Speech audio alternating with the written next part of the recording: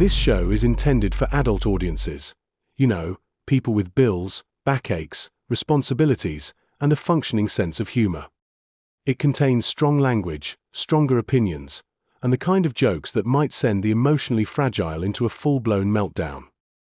If you're easily offended, perpetually outraged, or think words are violence, this is your cue to clutch your pearls, grab a blankie, and sprint to your nearest safe space. Or, you know, just get in the sea. We won't miss you. For everyone else, buckle up and let's have some laughs. Rated D for dickhead. You are coping and seething. You just can't accept what you're seeing. Hello, you dirty little boys. Are you interested in body? I'm gonna come. Nice tits. A real setup of donkers. Packing some Doban Hunkeros. The power of one. The power of two. The power of man.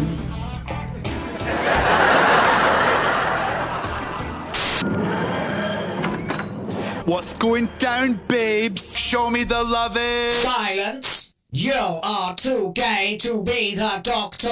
I'm wonderful, and I'm the most amazing person in the universe. Exterminate!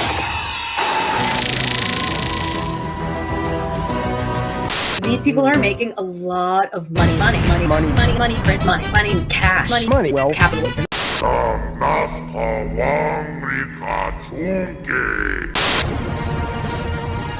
You're watching Will of the Fans! Let's fucking go! I'm afraid I've got some bad news. Bad news.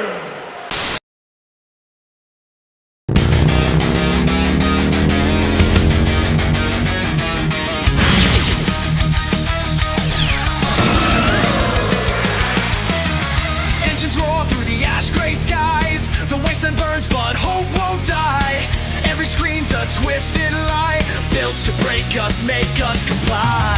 They poison the heroes, rewrite the tales, turn legends to dust, leave us frail. But we're not done, we won't bow down. Through the wreckage, we'll take the crown. Steel hearts ignite, fire in our veins. Freedom's calling, breaking the chains. They can't erase what we already know. HyperDrive now, let's fucking go. HyperDrive time, we're burning the night. Blazing through shadows, our stories ignite.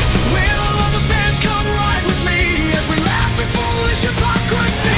HyperDrive time, it's now or it's never. As long as they rule, let's fucking go forever. Forever. Oh, forever.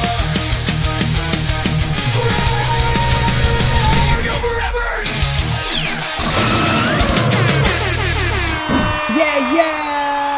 Hello, everybody! What the fuck is this? That's not how it's supposed to be. Oh my god, let me put this chain away before I look even more white trash than I already do. Hello, everybody, and welcome to HyperDrive Time. It is Wednesday? Yeah, it's Wednesday. That's right. It's Wednesday.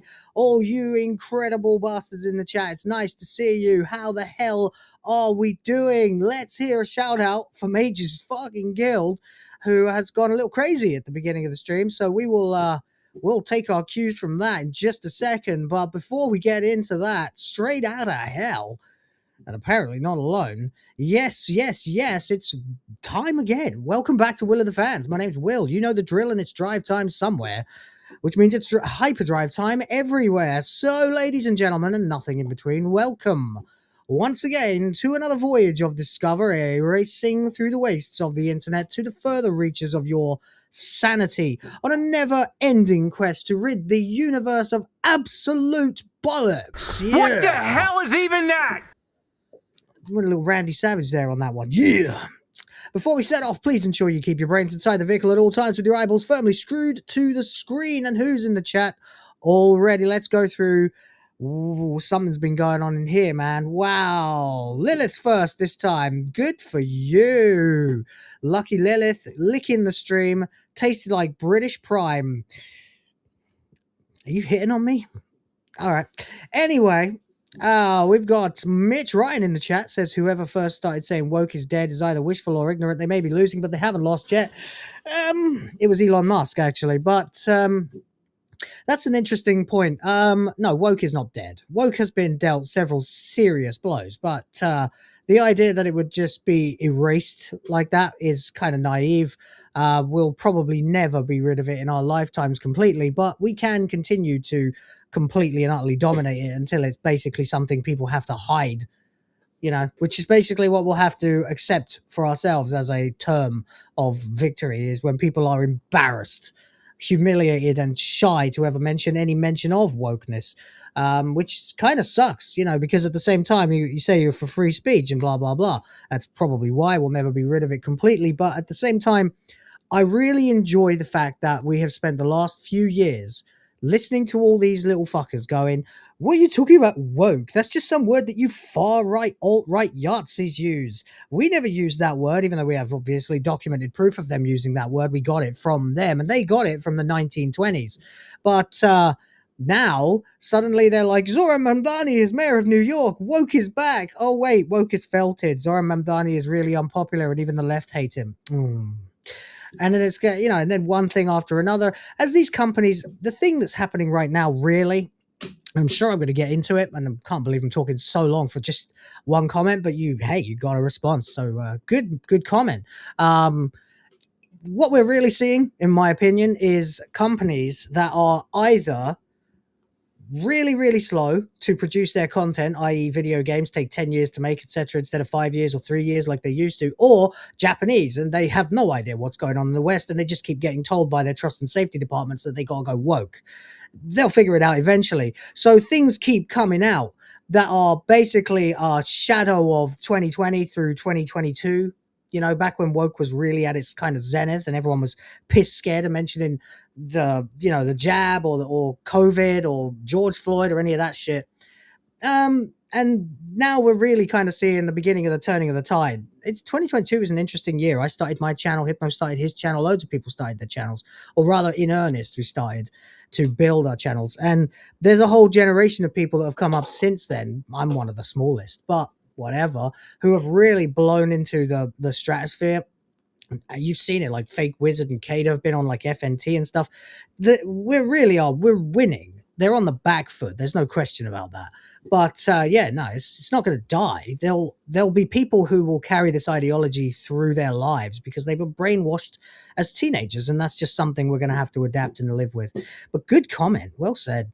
MagesGuild, all right, I see what you did. We'll get to that in just a second. And he says, in case he nods off, be seeing you. Right, I see.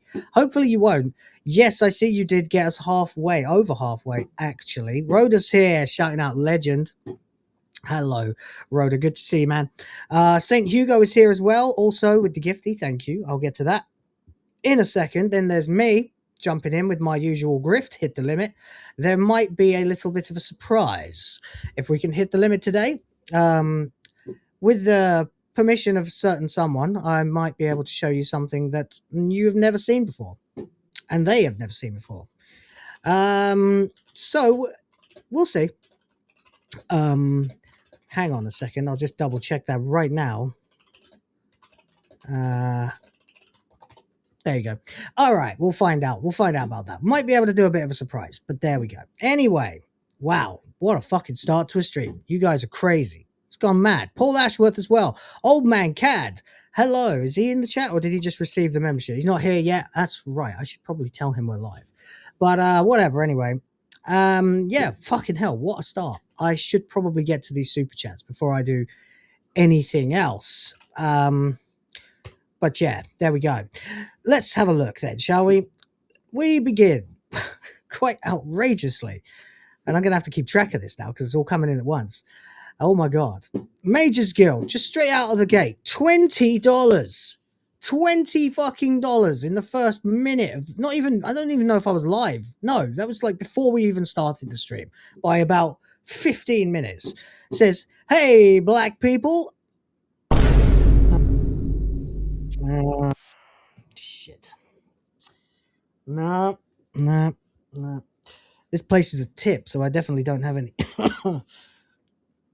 No, sorry, mate, none here. Why is the Darth Maul animated series still a thing? I didn't know it was. That's interesting. Let's have a look at that, shall we? Animated show. Darth Maul, Star Wars Maul, Shadow Lord. What the fuck is this? Oh man. I'm not one of these people who thought Darth Maul was a wasted character when he died. I was happy that he was dead and he was no longer relevant because he represented the most baseline Sith zealot, the easiest one to kill. Just a being of pure violence and very little words, just rage, outrage, completely compelled by the dark side. Once dead, done. Then you get Dooku, who's a bit more sophisticated. You know, he's not actually obviously a Sith Lord. You know, that's why I like Dooku. And then, of course, eventually you get Anakin, who's extremely conflicted and falls to the dark side, becomes Darth Vader. Each time is an upgrade from the previous one, even though Vader is a downgrade from physically capable Anakin. So I liked that Darth Maul stood as basically just a plot device with a couple of lines. And I don't know why they continue to bring him back. And I know why. It's because he looks cool. Yeah, but I mean, 14-year-olds don't watch Star Wars, and the rest of us are too old for that shit. So what are you doing? It's not going to move the needle. He says he keeps forgetting that series exists. Exactly. He says, I wake each day thinking that I have to watch another episode of Kurtzman Drek, but no, those are just nightmares. Dear, oh dear, oh dear. $20 though, buddy. Thank you. Wow. Fucking hell. What a start. Let's go. I got this new anime plot. Basically, there's this high school girl, except she's got huge boobs. I mean some serious hunkers. A real set of badonkers. Packing some Doban hunkeros. Massive da hunka bankaloos. Big ol' Tanahangera cougars. What happens next? Transfer student shows up one day with even bigger Bankhanaga hoogs. Humongous hungalamga no no logangas. Yeah, buddy. Whoa. That was amazing. Thank you so much. All right, one down. Let's go. $20 again from MagesGuild. What a fucking legend. I don't even know what to play at this point. I think I'm just going to tally it up and play a bunch of shit. Says, I shrugged off a lot of alcohol to be here. One day we'll have a talk, we will, about that. I know where you're coming from, and I've been there myself, and I know two people who didn't do so well because of that, and they were called my parents. But, that's fine. You do you, my friend. Just be healthy and be well and be sound of mind and be here more than anything. No, all the other stuff first. Be here if you can. But just know we care about you, and that's all. It says, I was going to make this a single 50, Will, but the character limit for that is over 20 is only plus 10. F YouTube. Stop being John McClane. Take care of your feet. MagesGuild, you've been on the sauce a bit, haven't you? You absolute legend. What the fuck? And then he comes back for another $10.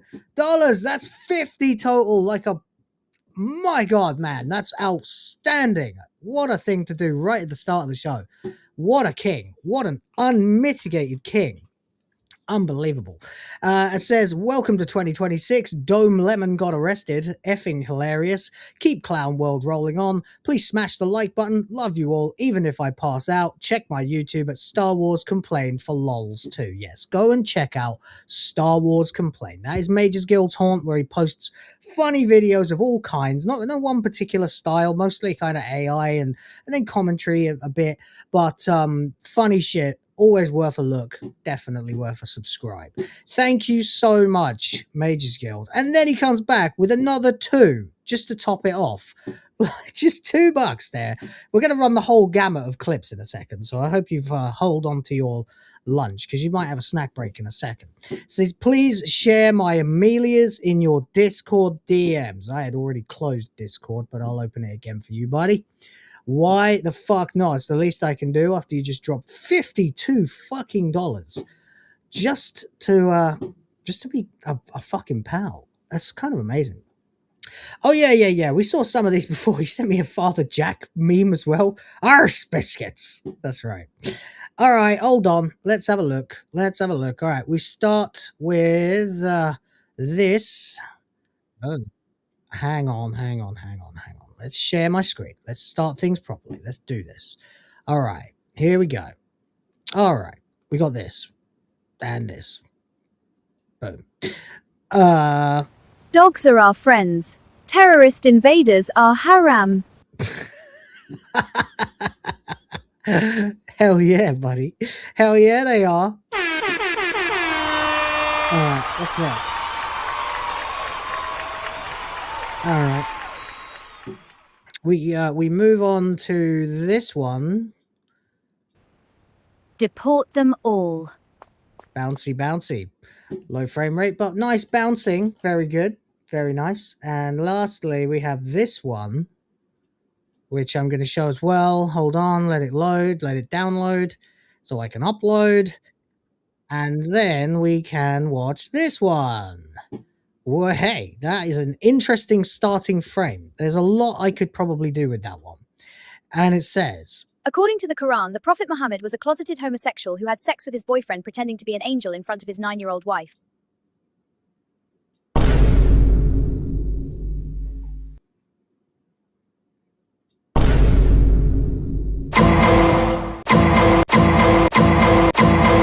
What the hell is even that?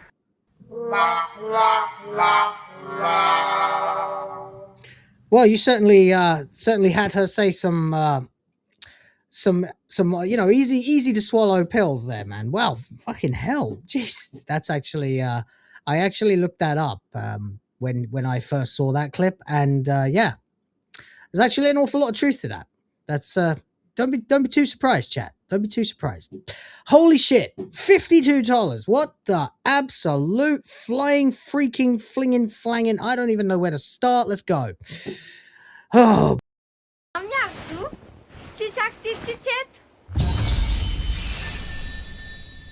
Okay, then that one.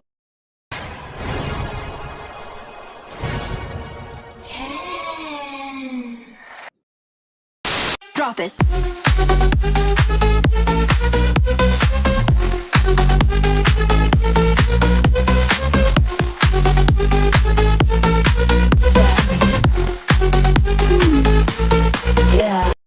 I got this new anime plot. Basically, there's this high school girl, except she's got huge boobs. I mean some serious hunkers. A real setup of donkers. Packing some Doban hunkeros. Massive da hunka bankaloos. Big ol' Tanhangera cougars. What happens next? Transfer student shows up one day with even bigger bunk hanaga hoogs. Humongous hungalamga no logangas.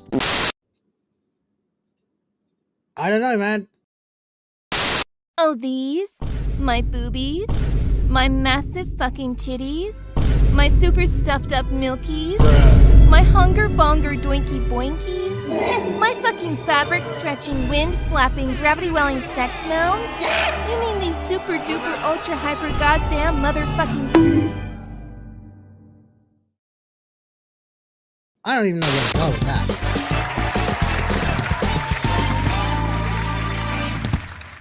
What an auspicious start. Thank you so much, my friend. What the fucking hell? That was outrageous. We aren't done, though, because then St. Hugo decided to gift a membership for the Griff Force and for the princesses. That's right, baby. Help me create the future of the white race.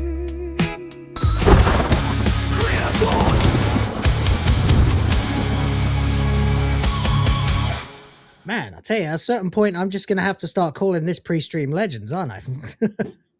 I'll copyright Hypno, though. We'll have to come up with something else.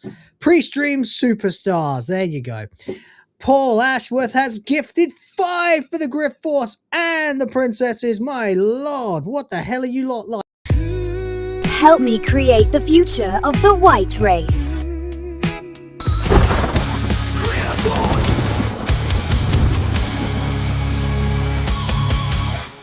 Jesus Christ, that is amazing. You lot are crazy. Absolutely amazing. Absolute legends, every last freaking one of you. Incredible. Thank you so much. With that, we are actually at 70% before we've even started. 5 more and we are at 3/4. That is outrageous. Wow, there you go. That is one way to put me in a really good mood before we even start the show. What the hell? Amazing. All right. There is actually a goal for the stream, I put, the usual, it's the usual limit bar thing, but also where we normally have the 10 fivers for some bonus boobies, I've cut that in half. It's only fair. So 5 of them, and all will be well. Will, are you okay? Are your family okay?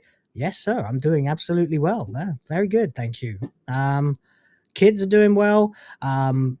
Not exactly wealthy at the moment from the major setbacks we had last year, a result of obviously a very troubling birth and a not exactly complicated but still very expensive death in the family. So yeah, I definitely felt that in the savings. But you guys are helping me keep going, so thank you very much. I appreciate you all. Other than that, I'm doing fine. I hope you're well, mate. I hope you're doing well as well.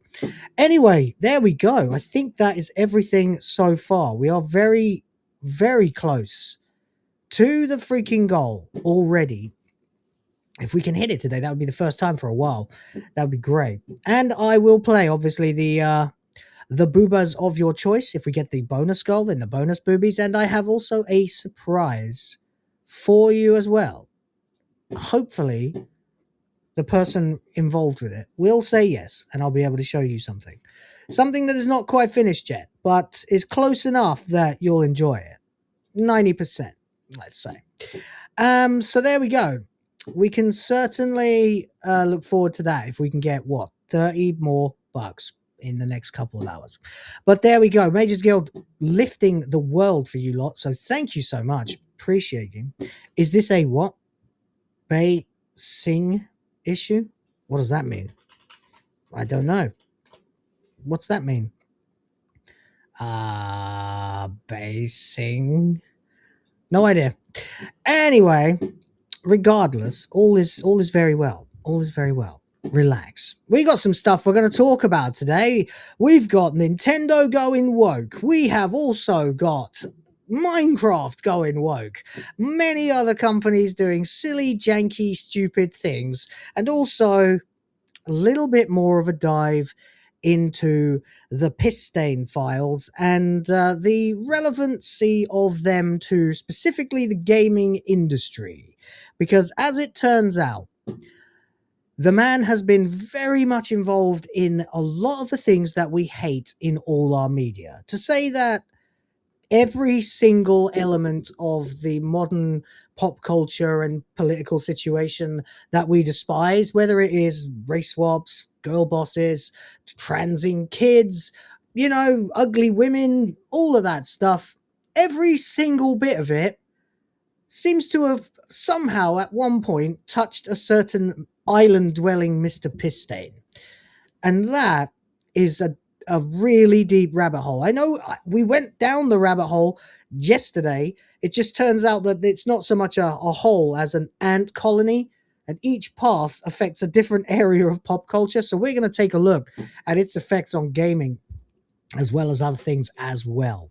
So we're going to get into all of that. There's loads and loads and loads and loads and loads to talk about. So let's begin.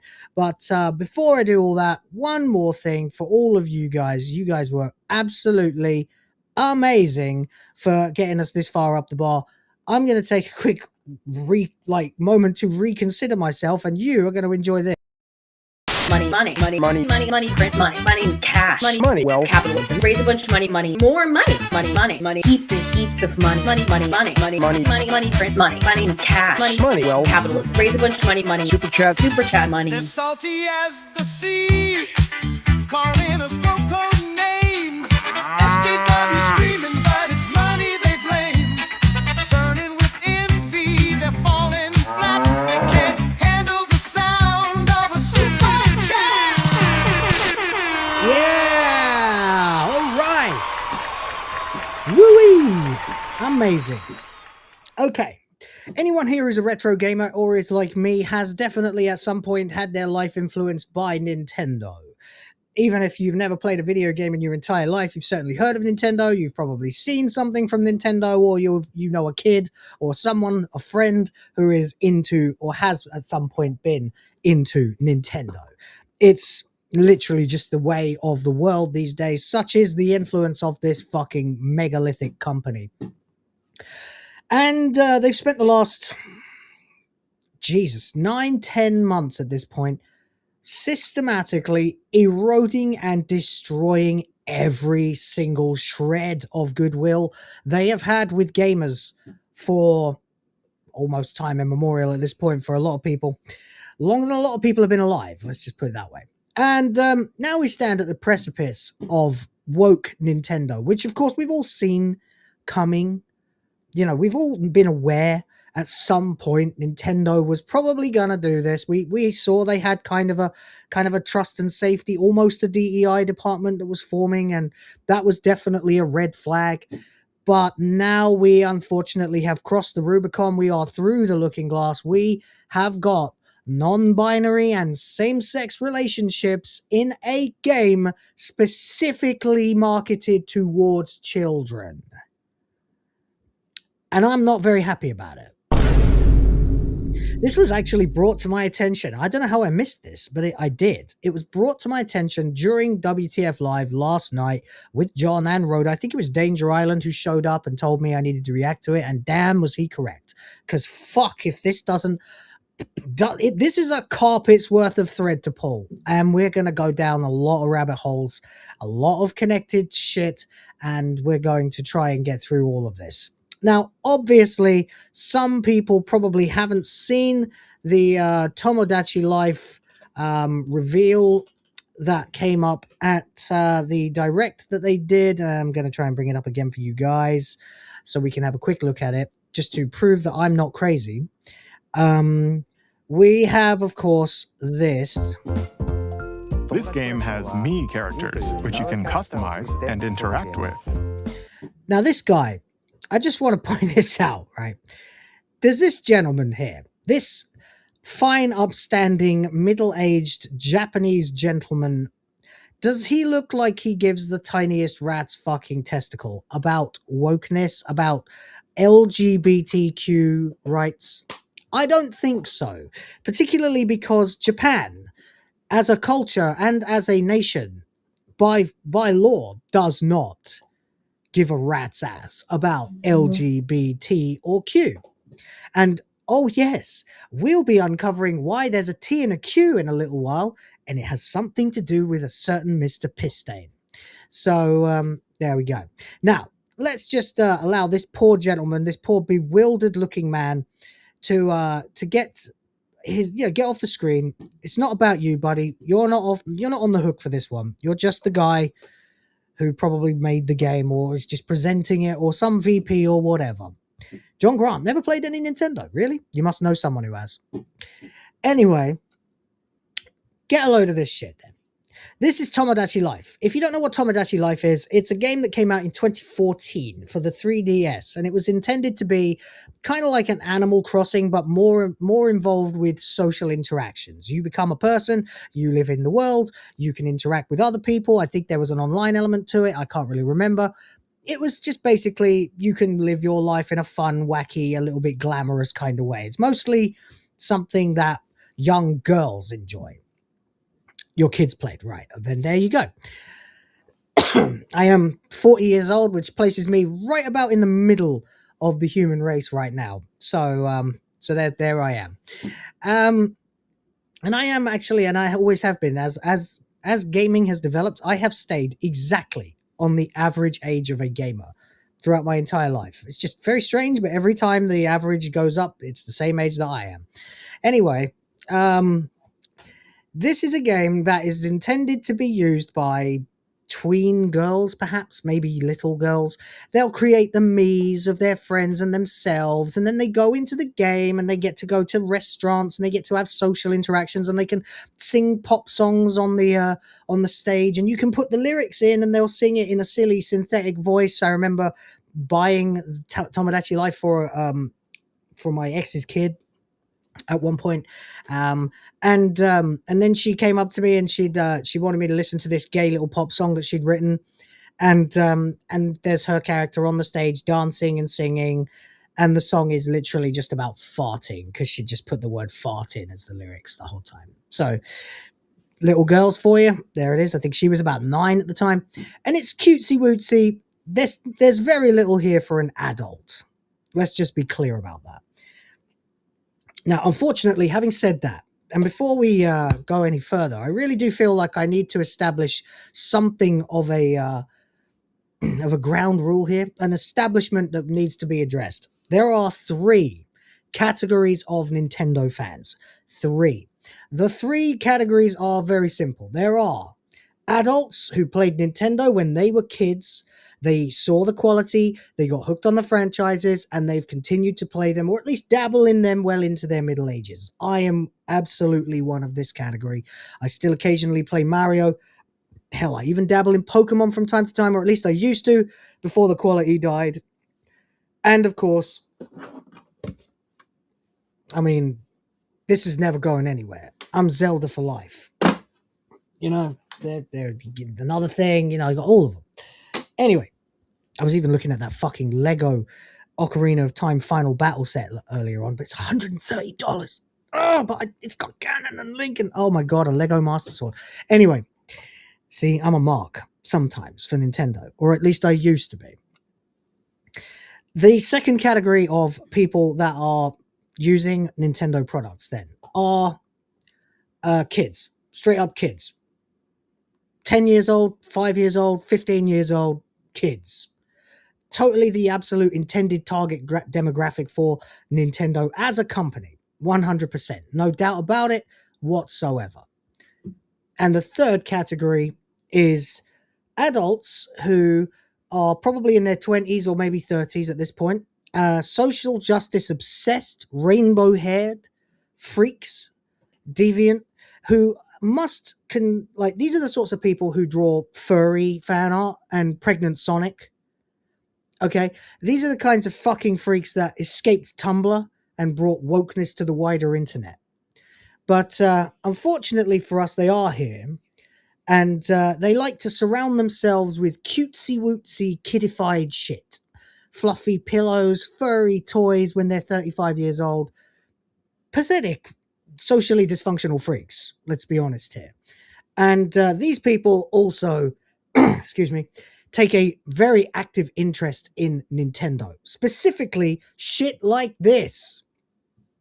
Which is precisely why, back in 2014, they were complaining that Tomodachi Life did not have any gay or same-sex relationship options in it.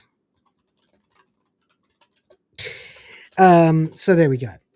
It literally was a thing that happened way back in 2014, I believe. Let's have a quick check. Yes, there it is. We can go back to this view now. Nintendo apologizes for not allowing same-sex relationships in... Get off my screen. In Tomodachi Life. Get off my screen. Yeah, this is 2014, I think. Yes, May 2014. This was the first game that came out.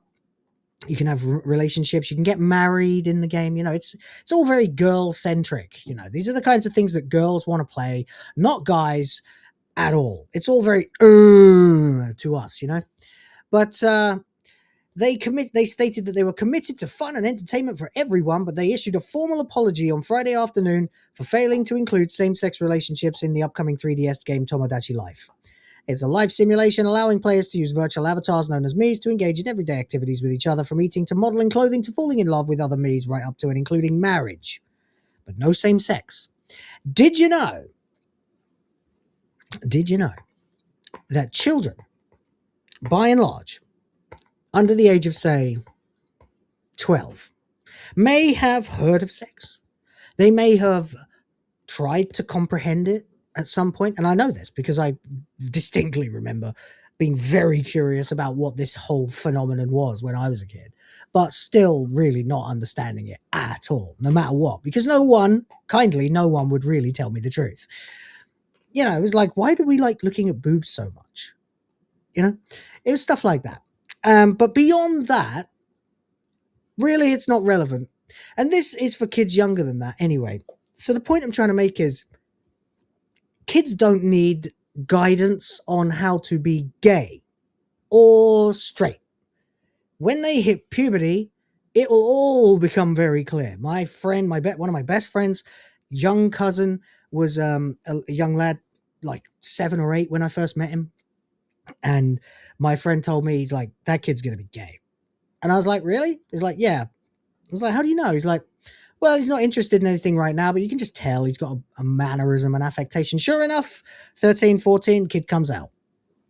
Guess what happened? Nobody fucking cared. And that was 2010. So there you go. Anyway, it's that's it. Kids, that's about as much of a complicated relationship as kids will ever have with love and sex. It's just basically total innocence, then one day it clicks and you're like, oh, you know, it's just how it works. That's how it worked for all of us. It's how it worked for every species of animal on this fucking planet, actually. But so really, let's be honest here and establish that children should not be getting their sex education from fucking strangers or video games. There's a reason we have age ratings, buddy.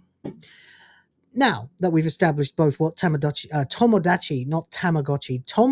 Life is, and the kinds of people who should be playing it versus the kind of people who will actually be playing it, let's have a look at this. You could be living the dream. It's called Tomodachi. We'll begin by creating the first resident. There are two main ways to make residents. You could start by answering questions about their facial features. Yeah, okay, we can skip the first few seconds of this. It's the same meme maker they've had since the Wii. She'll appear. We badly need to update it, but they haven't yet. As a character throughout the direct. Alright, whatever. Create your haircut, create your blah blah. So, what you may notice is that right at the start, there used to be a menu that came up before you actually created your me. And that would be male or female.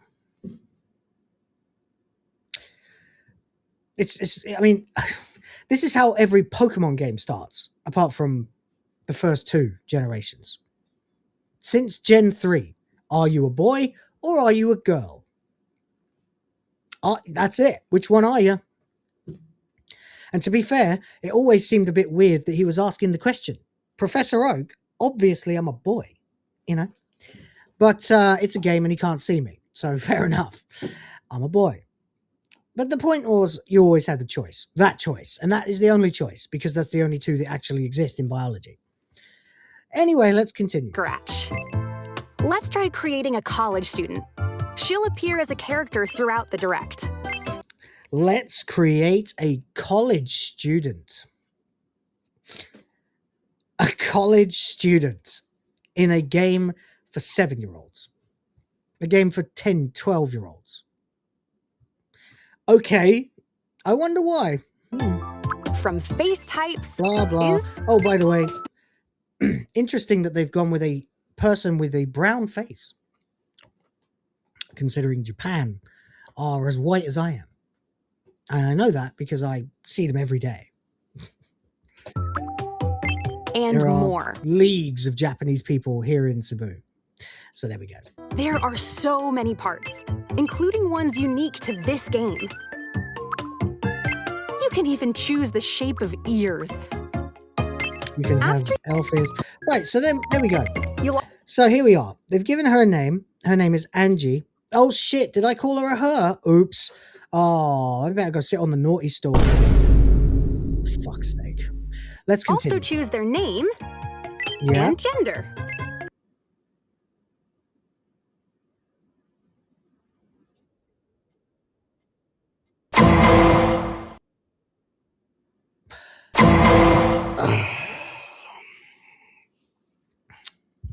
So, we have created here a woman with an option here for non-binary.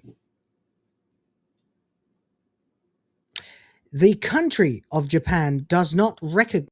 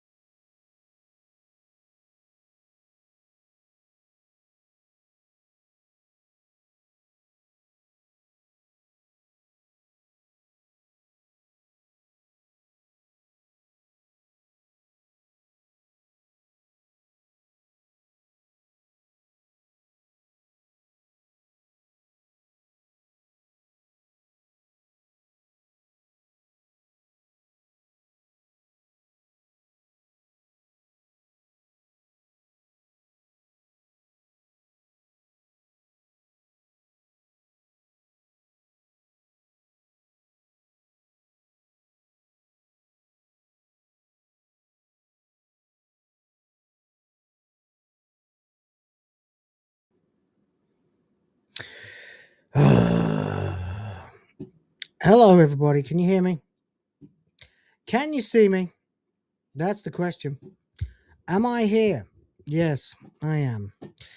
And once again, I am going to have to do a quick thing, which is going to be very annoying. So just bear with me a moment while I get to it and do it.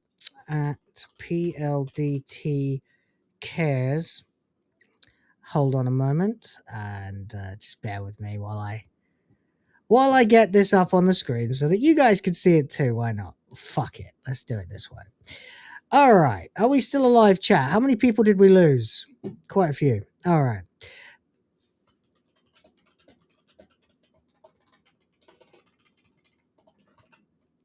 Okay, there we go.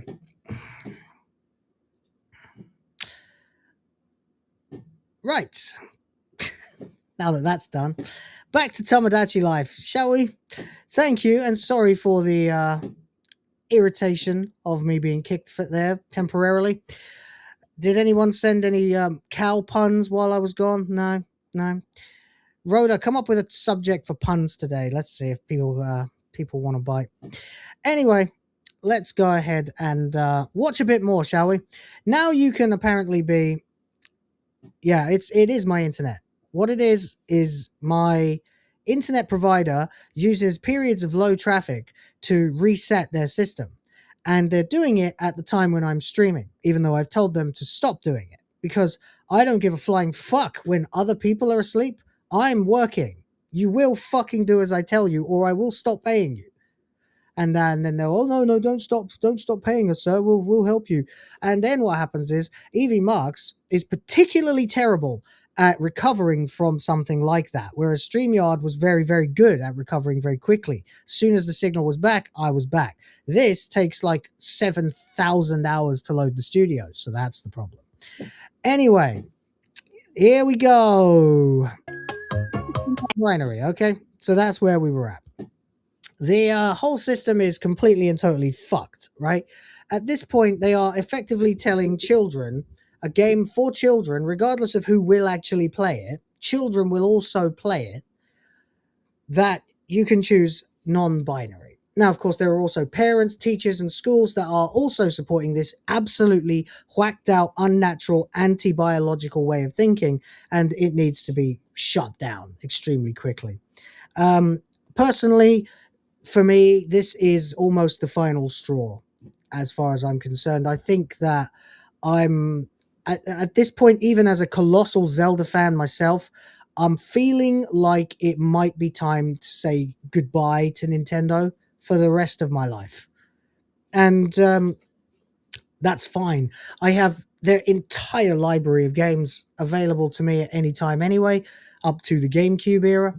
So... whatever. And I have all the consoles and stuff, so I can curate enough of that for my kids without ever having to expose them to shit like this. But anyway, let's see if we can replace the teacher with a robot. Yeah, that'll do it. Yeah. Yes, I know they don't give a flying fuck if I'm working. I know.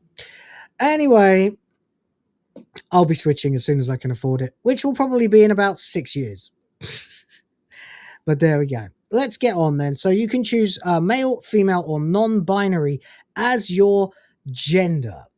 Now, personally, if you want my real, true, and honest, bluntest, most considered opinion, that's funny because those are two are binary opposites, but they are still things.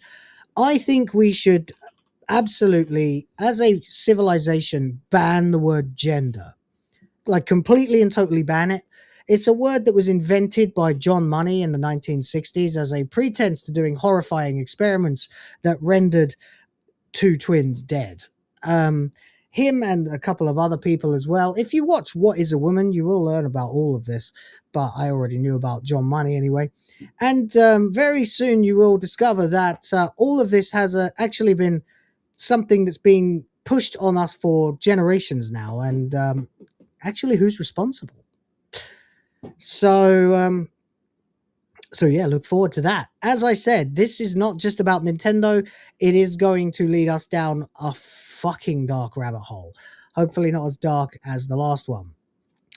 Anyway, let's crack on and just have a look a little bit longer. And if you'd like, you can...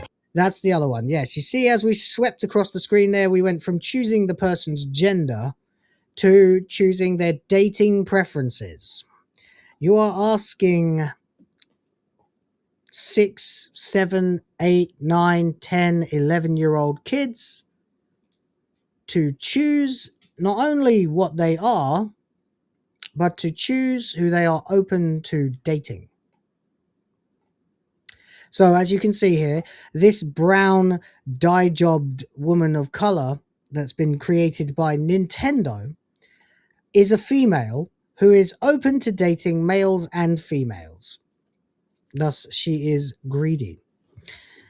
Pick their dating preferences. It is kind of in line with a college student. Oh, those are non-binary as well. So it's a fucking free-for-all. Any poll's a goal, yeah? All right, whatever you say, dear. And more. And this is what we're teaching to children. Pick their voice. Binary and female, and ended on male. That's good. Then, of course, you can change the pitch of their voice so you can be a female. My name is Angie. My name is Angie. It's nice to meet you. Then answer some questions about their personality. Then, and this is the same sort of stuff you could always do. But, yeah, so that's Nintendo now, as it turns out. And the gamer and a lot of people on Twitter are positively reveling in it. They are loving it. They are having a wonderful time. There are an awful lot of us on there as well who are posting memes upon memes upon memes and saying Nintendo is dead. Grums said Nintendo is dead. And a lot of other people said that sounds like a lot of commie gobbledygook, you know, the Norm Macdonald quote. Tomodachi Life, yes, you can be non-binary and have same-sex relationships in Tomodachi Life, living the dream. Well, as I replied to a particular person earlier on X, when they were talking to me about it, I effectively said something along the lines of, oh, you can be non-binary and date the same sex in Nintendo games for children, huh? Well, you certainly are living in a dream. That's basically what I said. But there we go. Anyway,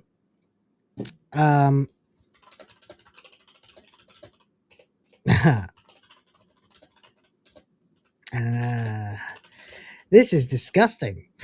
Hold on a second.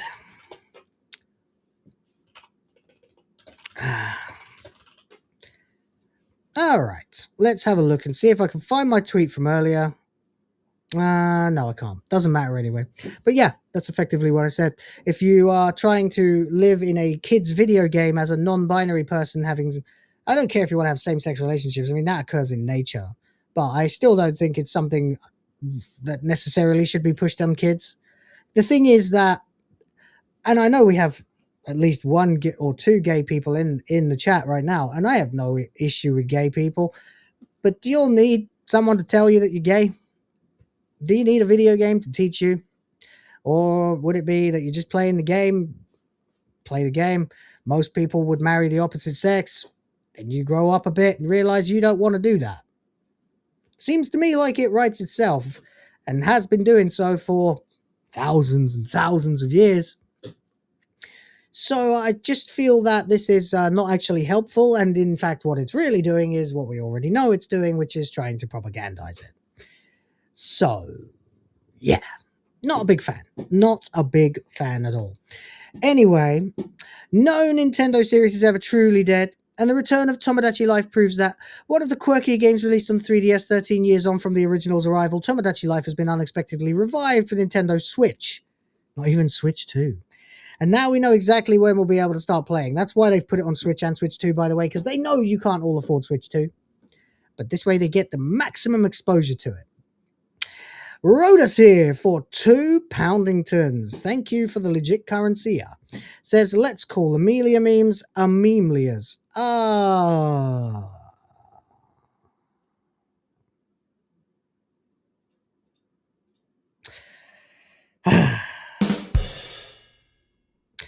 Thank you, Rhoda. Thank you for the pun.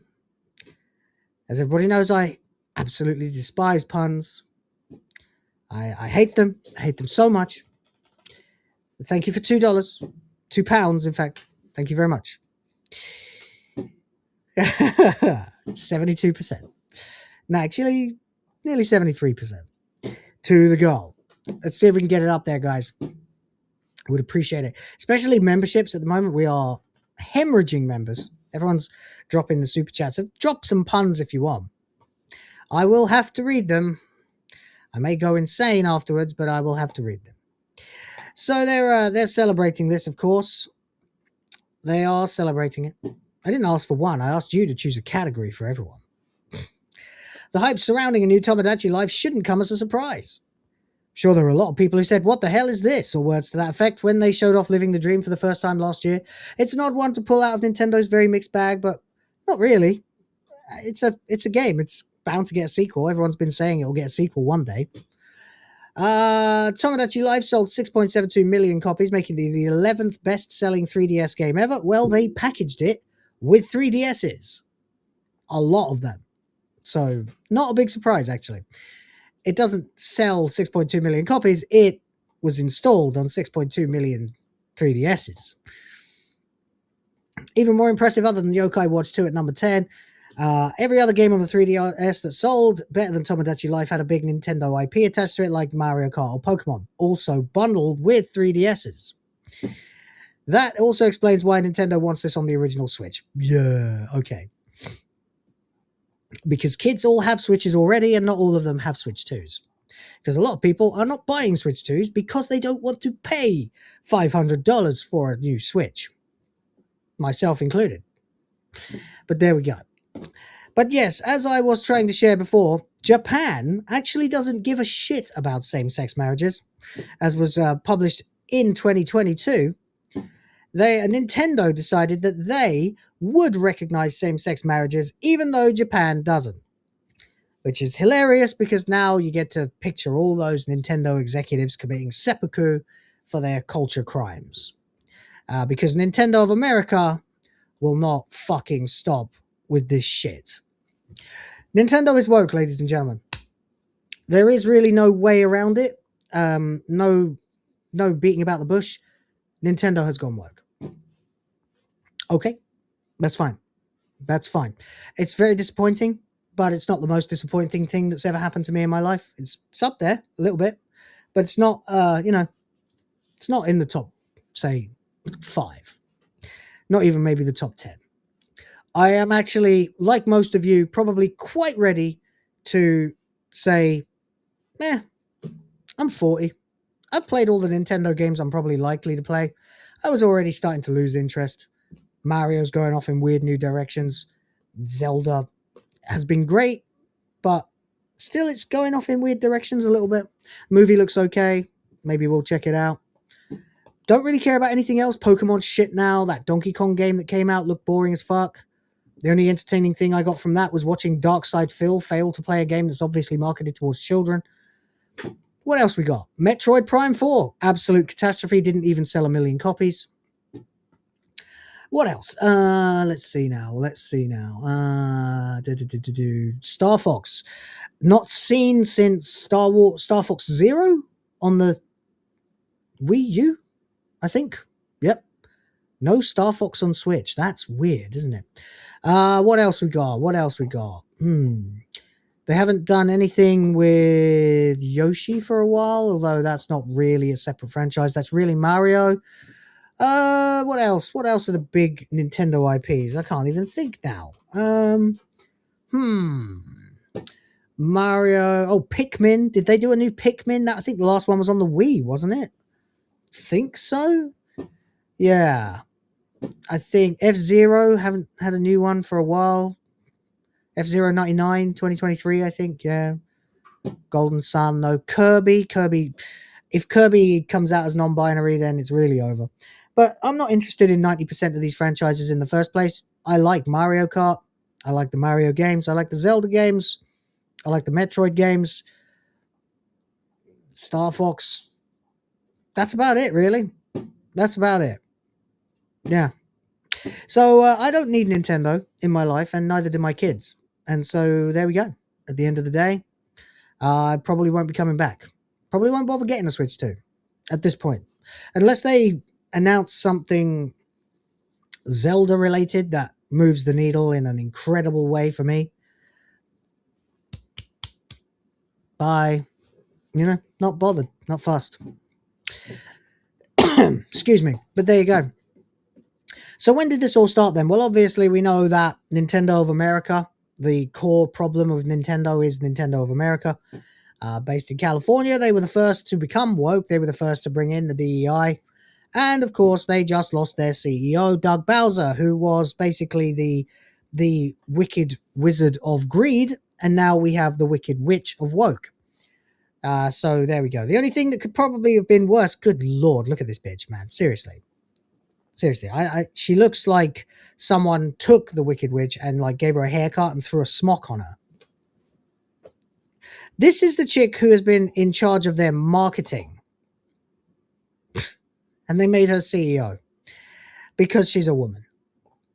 Of course they did. So now we have a female, woke female Karen running Nintendo of America. Guys, it's over. It's over.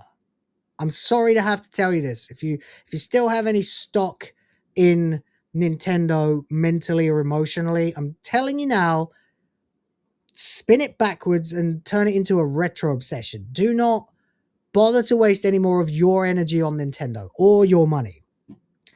They are not the company anymore. Maybe Japan, but it won't matter because what comes out to us will be affected by this woman.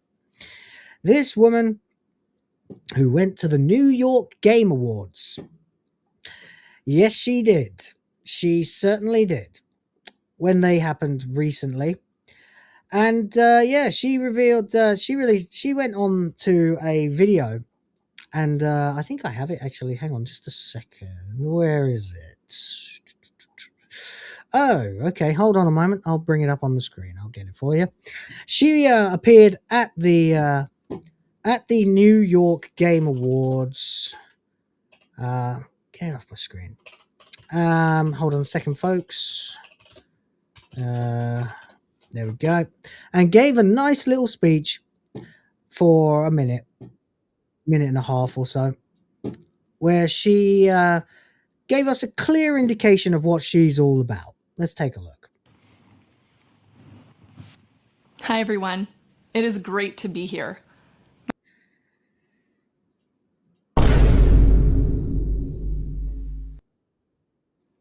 I already strongly do not like this woman. The way she delivered that was wooden. And she's talking with her hands. She's doing the WWE way of talking.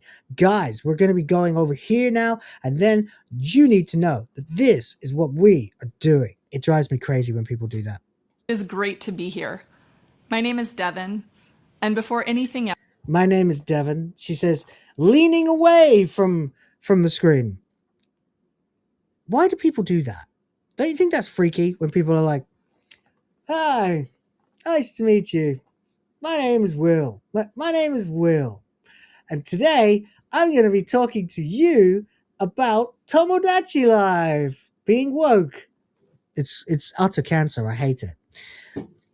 Else, I want to celebrate the New York Game Awards. 15 years of supporting the games industry, and in doing so, lifting up the voices, stories, and dreams of so many. Yeah, body language gives away so much. Her body language is stiff. It's stiffer than that plastic nose she's got. This show connects people who are united by a shared belief that every dream matters and that everyone deserves a chance to do meaningful and creative work in games and storytelling. Creative work. The Playing with Purpose program supports the creative... Put your hands in your pockets, bitch, because you don't know what to do with them. Yeah, not a good public speaker. Creators, the coders, the writers, and anyone else dreaming big. Now she's taking her hands out of her pockets. I can't stop watching her fucking hands. It was this big, guys. This big. Oh, yeah? That's the toy you've got at home because no one will touch you anymore? To join this community and bring all that makes them unique. I'm excited to meet you, to hear... Yeah, through a screen. I'm excited to meet you. I mean, look, let's be honest here. That's like me saying I'm excited to meet you. And scrolling through the chat right now, I've never actually met any of you. I mean, sure, we know each other fairly well through the stream, but we've never met. So for me to go, I'm excited to meet you. with my mouth that doesn't quite open all the way because of Botox. It's fake. It's the very, very reason why I always end my shows and my my videos by saying I'll chat to you next time. Because I don't like to say I'll see you next time because it's not true. You know? I don't like to say see you next time because I can't see you. You can see me, but I can't see you. And that is fine. That's the modern way. That's the medium we're using to do this. But maybe she means meet you. Yeah. But not in the way that a guy would say it. More like in the way that a person who's met Jeffrey Pistain and eaten a human being would say it. Hear those stories and to learn from your journeys. And remember, like any good video game character, you're on an adventure, and every What are you fucking talking about? Go back. Playing with Purpose program supports the creators, the coders. Right, so now that we can stop looking at her hands and judging her appearance, let's actually listen to what she says. Creative work in games and storytelling. The Playing with Purpose program supports the creators, the coders, the writers, and anyone else dreaming big. Oh, by the way, if you don't know what the Playing with Purpose program is, it's a DEI program. That's basically it. It's a program that's designed to pull more people from marginalized or underrepresented communities into gaming by shutting the door on people who are actually interested or talented. To join this community and bring all that makes them unique. I'm excited to meet you. She's being very careful with her language here, but she's using words like community and unique and stuff like that. To hear those stories and to learn from your journeys. I'm sorry, but I genuinely think if I met a new person, right? Let's just say, for example, hi, how you doing? I'm Will. Yeah. And you are? And then they tell me their name. I'm like, oh, nice to meet you. And then whatever, we talk about what's going on, why we've met, what's around us. Small talk at first until we find something to land on, have a conversation about, or not, in which case we'll probably drift away in different directions. That's fine. But if someone was to say to me, I'm really excited to meet you and learn about your journey.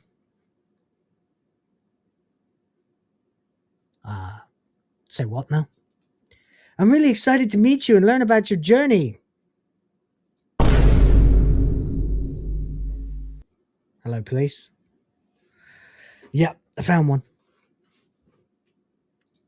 Not good. No one talks like that.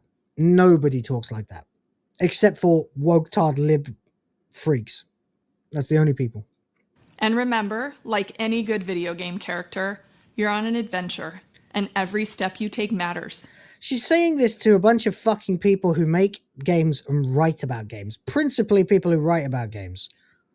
There are some gnarly bosses, sure, but also many good friends. Gnarly bosses.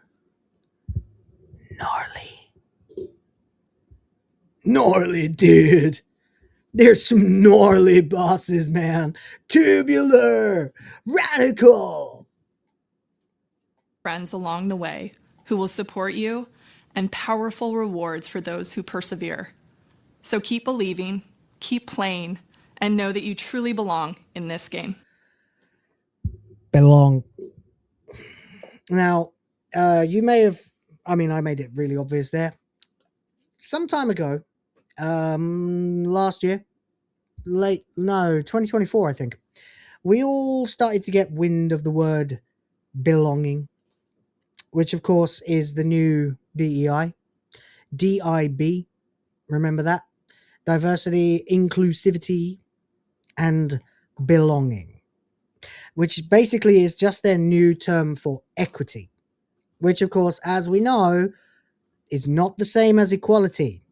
Equality is principally involved in the, it's mostly associated or concerned with opportunity, okay? We all have equal opportunities. Equality for everyone means that it's your life and we'll make the rules the same for everyone, and how well you do depends on you. Okay. Maybe you'll be good at, business. Maybe you'll be artistic. Hopefully you won't be, because I can tell you it's no joke. You don't make any money. But then, unless you can unless you can grift on YouTube. But there you go. Can I get a super chat? But there we go. Anyway, the point is, everyone has an opportunity to become what they will be based on their talent, their skill, their ability, maybe a little bit of luck in there as well, for that matter. But in fact, most of everything is luck, actually. But then they talk about belonging. And when they say belonging, what they're specifically referring to is equity. Now, equity is not the same as equality, because equity, as you probably already know, means equality of outcome.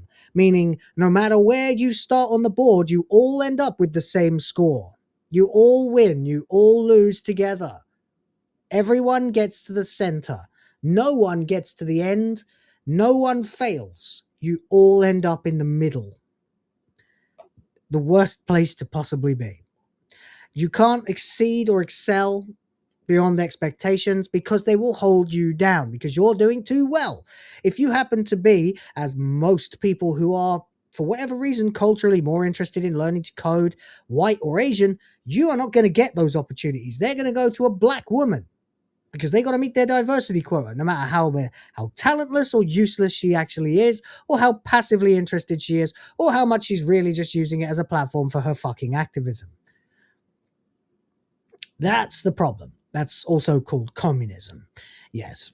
So when she says belonging, you belong, what it really means is you will be fed into the meat grinder and integrated into a system that will not respect you, but will drag you into an average position relative to your peers. The exact system that has put her here on this screen to be able to say this shit to us is now working against you. Good luck. That was it. That was the end. So, Devin Pritchard, ladies and gentlemen, the CEO, or rather the president of Nintendo of America. That's right. The Presidente of Nintendo of America. Here just to make sure that you know, if you're a freak or a talentless, lazy bastard, or a person that they've decided is marginalized even though you're not, you're going to get a chance.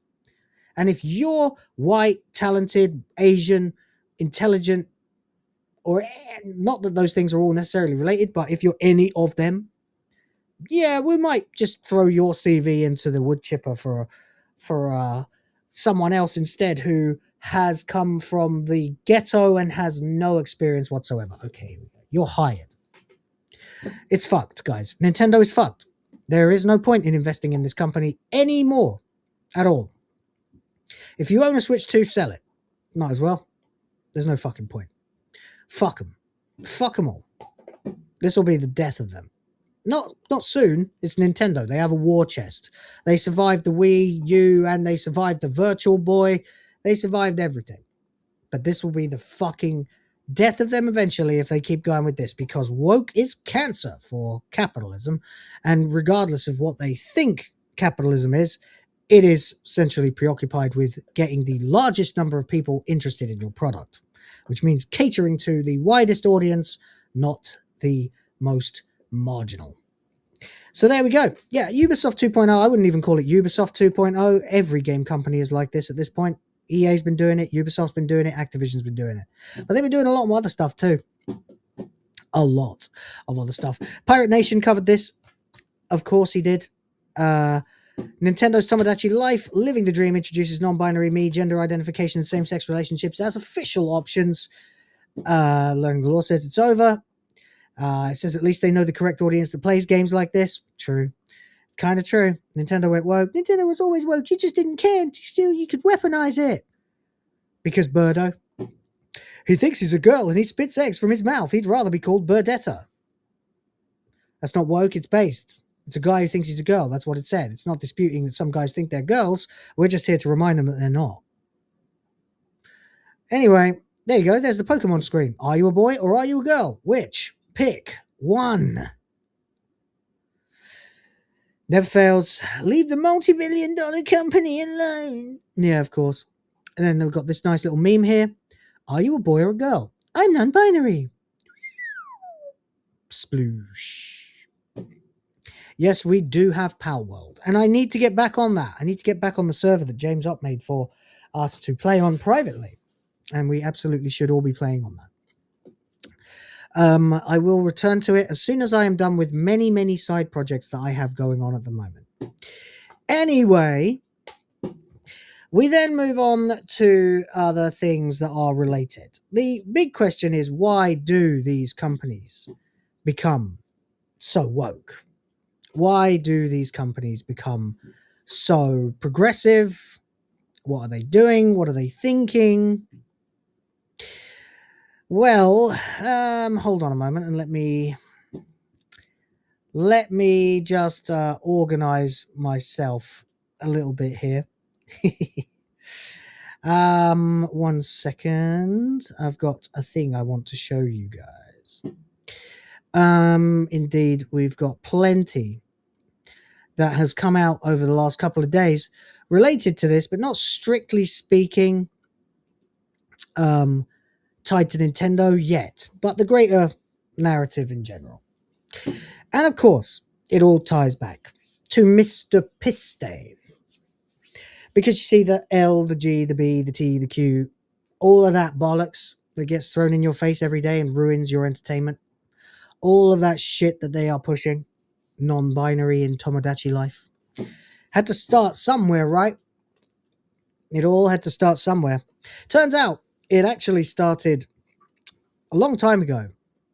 And let's just say that where you see the name Pistane, you might as well see the name Rothschild. And if you don't know who they are, they're the people who funded both sides of World War II. They're the puppet masters of the entire world. This isn't even a conspiracy theory. It's fucking known fact. It's so widely known, no one ever talks about it, actually. But yeah, Mr. Pistane wasn't just doing the old trafficking. He was also in talks about pushing the radical gender ideology. Sardoc's gone. No for me today? Okay. Emails show they were pitching him on trans children and how to normalize it. Now, of course, if you know anything about me, and I think you do, you'll know that I am absolutely morally and ethically utterly disgusted, reviled, and opposed in every possible considerable way to the very concept of trans children. These things do not exist. You don't even have, in fact, I'll go one further. T's and Q's do not exist. They are just mentally ill or deeply perverted people who have sought to bend the world to their fetish. Fact. Get me cancelled now, eh? So let's have a look at some of this then. We have an email here that you can see. Just to be fair, I'll bring it up on another image so we can blow it up a bit.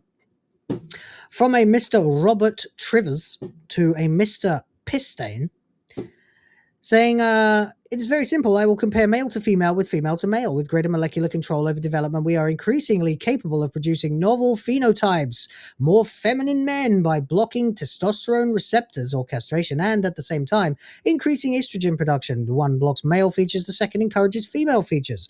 More masculine women, heavy testosterone dosage, incredible external effects, heavily bearded men. You would never guess they had a female bone in their body until they're dead and you dig them up and they were always female.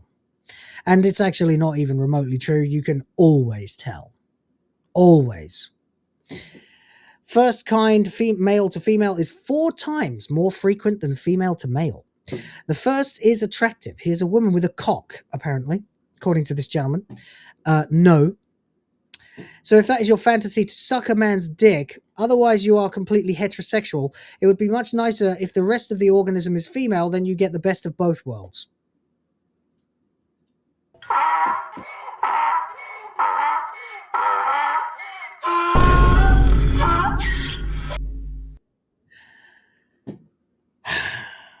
So many transsexual women are very attractive and make easy money, which they then turn into asset, promotes their prostitution since they have to pay hefty fees for injections every week, but sexually they're very happy.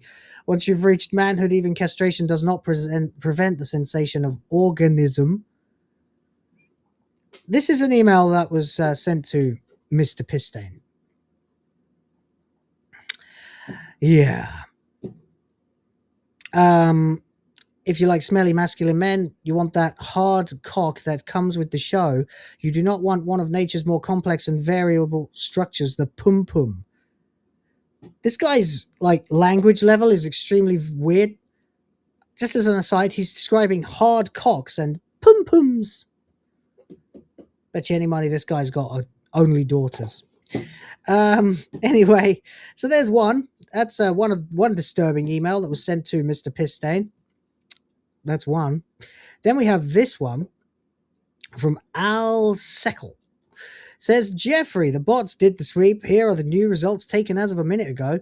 You have only one negative article left on front page of Google, which is the Huffington Post article. Huffington Post is extremely hard to move because it's so powerful, has millions of links to it. Yeah. So this is them trying to sweep for this story. It's actually fucking outstanding. But it is what it is, you know. That's what we're looking at here. Literally, he's talking about radical gender ideology and how to push it. It's actually fucking disgusting. Let's have another one. Hang on a second. Here we go. From Christina Galbraith. This is very hard to read, this one. Optimizing good information to push down the negative using new content, blogs, websites, press releases, public network profiles, Google images, etc. And search engine optimization. Eliminating bad information using prevalence and something algorithms. Redirecting the way Google works, basically. You need people who eat, drink, and sleep algorithms and search engine optimization. So this is how you're going to push it. And then, last but not least, we have this fucker. Just more crap about fees and stuff from this is actually from Mr. Pisstain himself. Literally back to Al Seckle. I was never told there was a 10k fee per month. You initially said the project would take 20, then another 10, then another 10.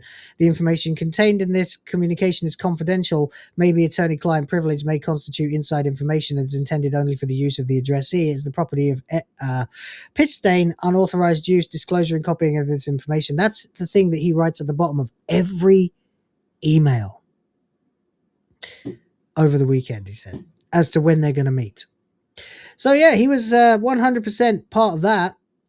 Kind of disturbing, to say the absolute least. But it doesn't only go there.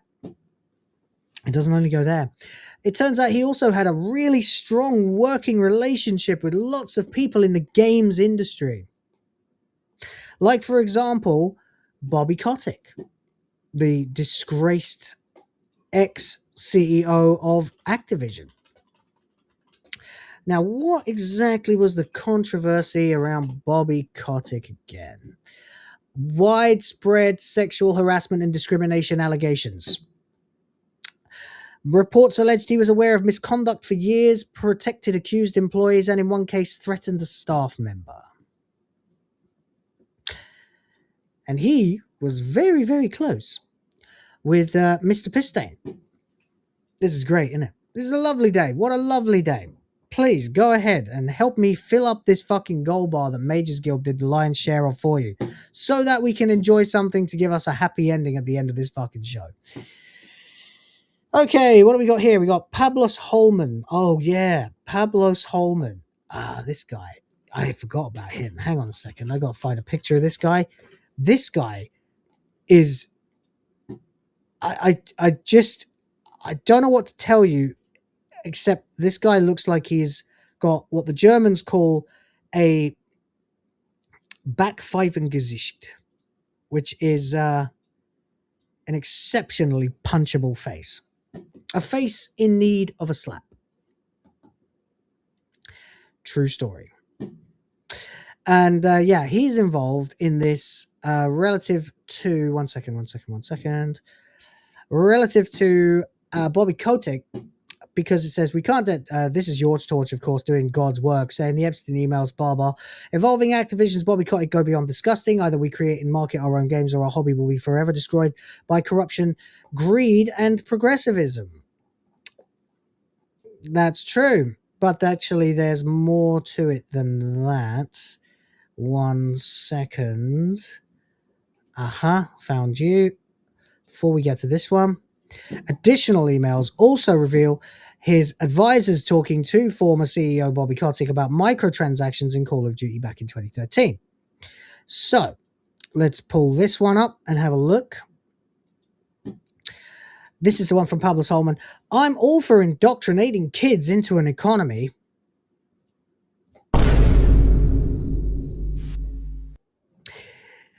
Oh, man.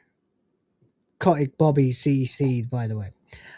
No, this is the original. To me, X Prize is a good idea, but key is real world rewards. Learn to read on cell phone minutes, iPhone credits, virtual items in games.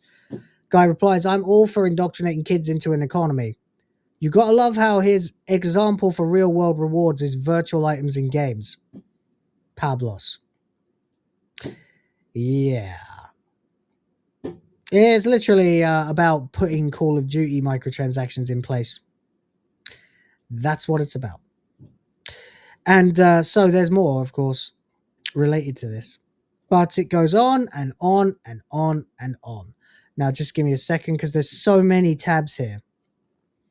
I need to be careful what I've already opened so I don't end up reading the same shit to you guys again and again and again. 1 second. Okay, hold on. We've done that one. Next up, we got some more stuff here. Okay, I'm going to close most of my tabs now and get to the next one. All right, this is from the Reunion 7 on X. September 2018, Square Enix COO Mike Sherlock unexpectedly passes away. September 2018, Activision's Blizzard's John Heineke immediately takes the CMO position as an outside hire. Pistain was so close with Bobby Kotick, and then Activision shows up at Square Enix. So just in case you were wondering where stuff like this has come from, 1 second. Does it begin to connect? Does it begin to make sense? Because it should. MagesGuild, hello, sir. Again, not done yet. Back for $5 more. Says, oh, for fuck's sake, YouTube. I was sitting here with a frozen stream for over an hour. Hope you like the 50 wheel. Guess I should have hit refresh. I did very much, sir. And I played you a lot of clips earlier on to help along with the effort there. Thank you so much. That literally has now just taken us over the 3/4 line. We are $23 from the goal. And thank you very much. I mostly appreciate it. And of course, thank you for $5. Thank you for $5. Anyway, there we go. So, if you're wondering about Square Enix's Pride movement, now, of course, we all know that they have the trust and safety. Square Enix is one of the deadest companies in gaming. I walked away from them years ago, honestly. Not just because of this kind of shit either, by the way, but because Final Fantasy hasn't been Final Fantasy since 2000.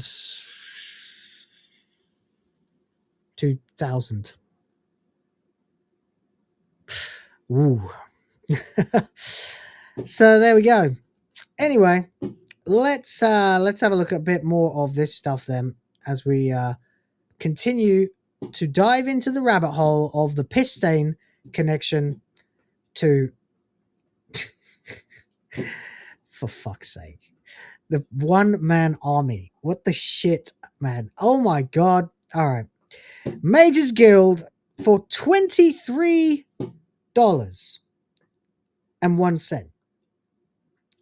You unbelievable beauty. Oh my god, thank you so much. You know what? I'll see how we can do here. How are we doing with the other gold too? We got 2 out of 5 fivers, 3 more $5, and we get bonus boobs as well. But you know what? Just for you. And I guess no complaints. Yeah, we can go with it. Hey there, stranger, locked eyes across the ring. I'm the one who breaks bones and still makes sing. Built for the fight, every curve a weapon too.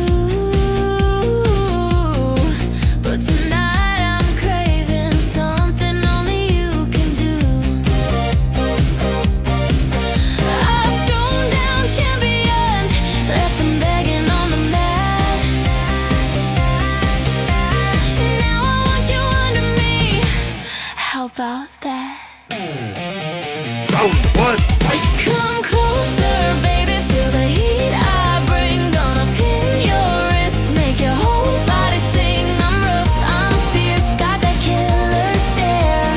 But damn, the way you play has me pulling my hair. I'll take you hard, no mercy, no safe word tonight. Mix the sweet destruction till the morning light.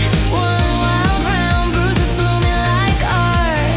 Think you can last with a fighter's heart. Legs that crush, hands that command. I'll flip the script, make you understand. Every combo I've mastered, every strike so clean. I'm gonna use them all to make you lose your scene. Sweat and fire, power in every grind. You're my opponent, but tonight you're mine. Tap if you need to, but I know you won't. You love the danger when I take control.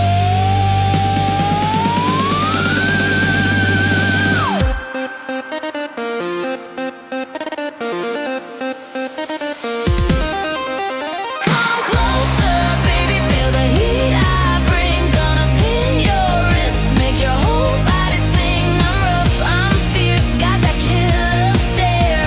But damn, the way you play has me pulling my hair. I'll take you hard, no mercy, no safe word tonight. Mix the sweet destruction till the morning light. One wild round, bruises blooming like art. Think you can last with a fighter's heart. Don't think I'll go easy just 'cause the bell's not ringing. My rhythm's relentless, my hunger's still stinging.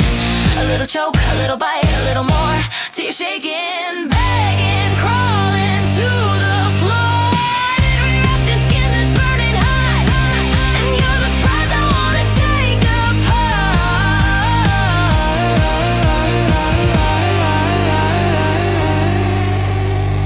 Ready or not. So step into my ring when the lights go low. One night, no rules, just us and the glow. I'll fight you, I'll love you, I'll wreck you so right. Come get this fighter, let's go all night. You win. Perfect.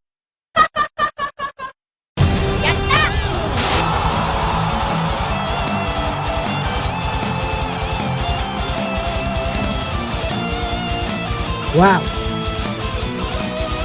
Wow. That is amazing. Thank you so much, you absolute fucking legend. I hope you all enjoyed that. And if you have kids around, sorry. All right. Okay. Let's get back to dealing with the wrong side of this kind of stuff. So let's have a look. Square Enix, by the way, MagesGuild. Man, I really appreciate you, man. I really do. That is fucking impressive. I'm kind of blown away. Square Enix then mourns the loss of Mike Sherlock, Chief Operating Officer for America and Europe. You see, September the 6th, 2018. September 2018 to June 22nd, 22. That, of course, was John Heineke, Chief Marketing Officer. Literally was there during some of the darkest days, some of the shittiest releases that Square Enix has ever released.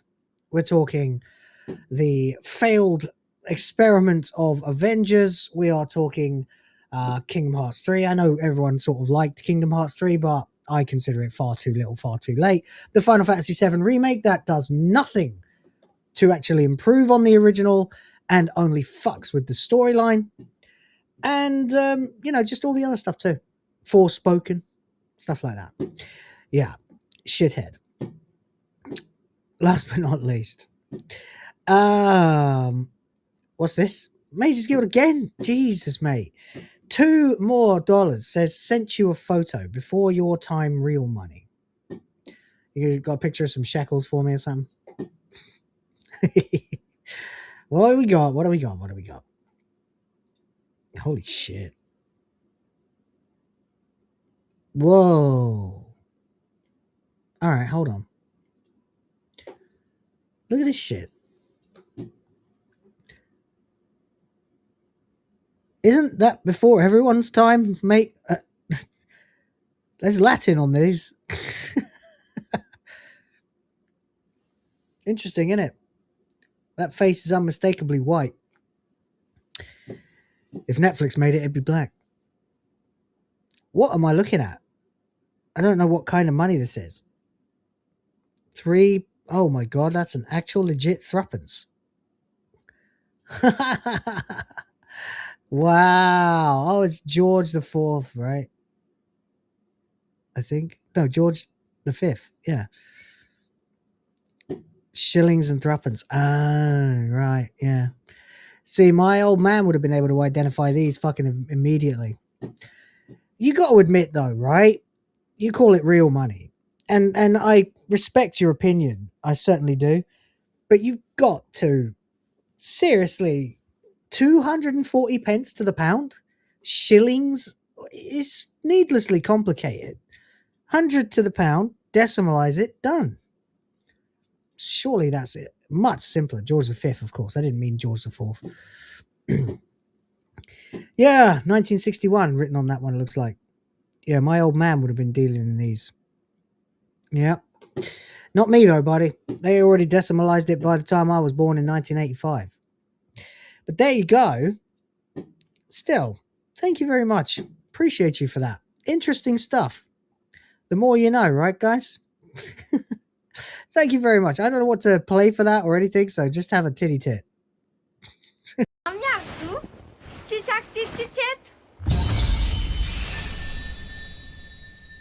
1931? I can't see it. Thank you, though. That's really interesting. I appreciate that. I don't think I've ever actually seen a shilling. I've heard, all of the fucking stories. But, no. And since both of my folks are dead now, it's kind of hard to expect to ever see them. So thank you for that. That's actually really kind of nice. On a personal level, I appreciate that more than you probably expected I would. So there we go. Anyway, here we go. We got the Mina drawing contest. This is all the pride shit, by the way. Note, we are supportive of having diversity and inclusivity in media. This is purely to show how marketing departments controls company branding. Please view this content objectively. And of course, there she is. There she is, Woke Lamat, the character who stole the role of main character from you, the player, in Final Fantasy XIV Online in the last expansion. I think they might be doing a new Dalamud event. It's that bad. There's a bit of a rumbling that Yoshi P might just bin the whole world again and do us a 7th Umbral Era or 8th Umbral Era, whichever one it is. Anyway, then they have Square Enix America here. Another tweet from them. Pride Month was a vibrant and meaningful time for our Pride at Square Enix ERG. This June, Square Enix employees proudly participated in the LA Pride Parade for the 3rd consecutive year. Good for you, you freaking weird Kumaguna bitches. There's a religious concept from the West, especially in America, that influences their approach to sex education, right? In Dragon Quest. Oh, of course, this is the review. This is the interview with the guy who was trying to explain why they changed male and female types to 1 and 2 in Dragon Quest 3 HD 2D remake. Yep, there we go. And it all came from connections. Sorry, I've gone one too far. There we are. It all came from connections between these guys. I will ask friends. Bobby Kotick from Activism, for example. So there you go. There you go. MagesGuild here, supporting my children directly. For $5 more, pennies were originally silver. They were tiny coins, and I got one, minted around 1300 AD, doing gardening from a lovely old lass as a child. Whoa. What the fuck? Hold on. 1300 AD? Jesus Christ. That 1 penny is worth about 200 quid now. That's madness. And another $5. He's gone crazy. He's gone crazy, ladies and gentlemen. That's 10. That's 10. He says, had no clue what it even was then. I had to look it up at the library. Also, screw Dragon Quest 3 Remake. Screw Square. Fucking right. Screw Square. Screw everyone. Except you. And you guys in the chat. But that's a 10. It's a 5 and then a 10. Thank you for $5.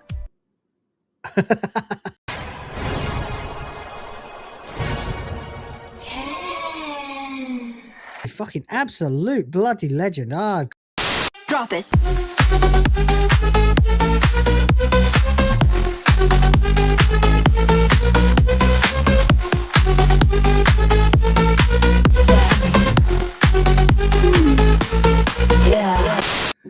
Rhoda says he'll try to take some pics of some of his when he gets the chance.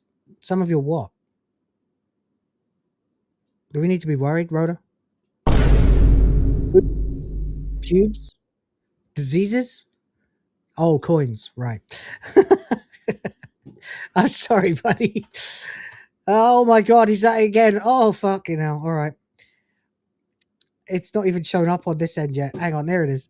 When I was a child, it wasn't uncommon to get pence in change from the 1740s. They circulated 400-plus-year-old coins forever until decimalization. Damn.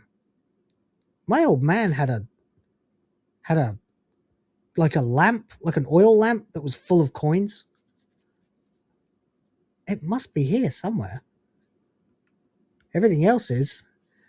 Yeah, I should go through that. Might be worth a few bob. Never know. Anyway, wow, another $5 from MagesGuild. You fucking unbelievable. Unbelievable. I don't know what to do anymore. Fucking absolutely. I got this new anime plot. Basically, there's this high school girl, except she's got huge boobs. I mean some serious hunkers. A real setup of donkers. Packing some Doban hunkeros. Massive da hunka bankaloos. Big ol' Tanhangera cougars. What happens next? Transfer student shows up one day with even bigger Bankhanaga hoogs. Humongous hungalamganonologangas. I'm at a loss for words, guys. This is crazy. But there you go. All allegedly, of course. But yeah, some of the responses to this. Oh, by the way, it goes on. There's more. Activision Blizzard employees began to slowly filter into higher positions at Square Enix in 2016. After John Heineke took office and the culture of Square Enix began to rapidly change. If we go back and you look at this, we will see before he was the marketing officer at Square Enix, he was Blizzard Entertainment Vice President of Global Publishing for Overwatch.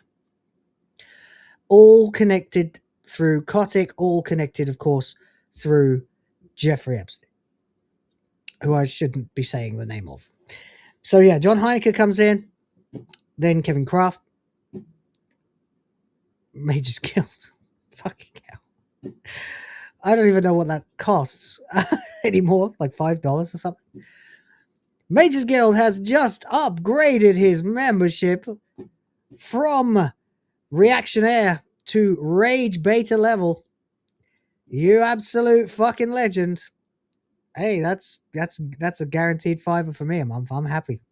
I'm a very happy man. Thank you again. Thank you for $5. Absolute legend. Unbelievable. We're having one hell of a run today. Wow. I don't know how long you can keep going, but I'm not going to say no. Now that was gay. If Atreus was here, or Kada, they'd be going, hey, yo, what the fuck? Actually, no, because Atreus walks into those fucking things himself all the time.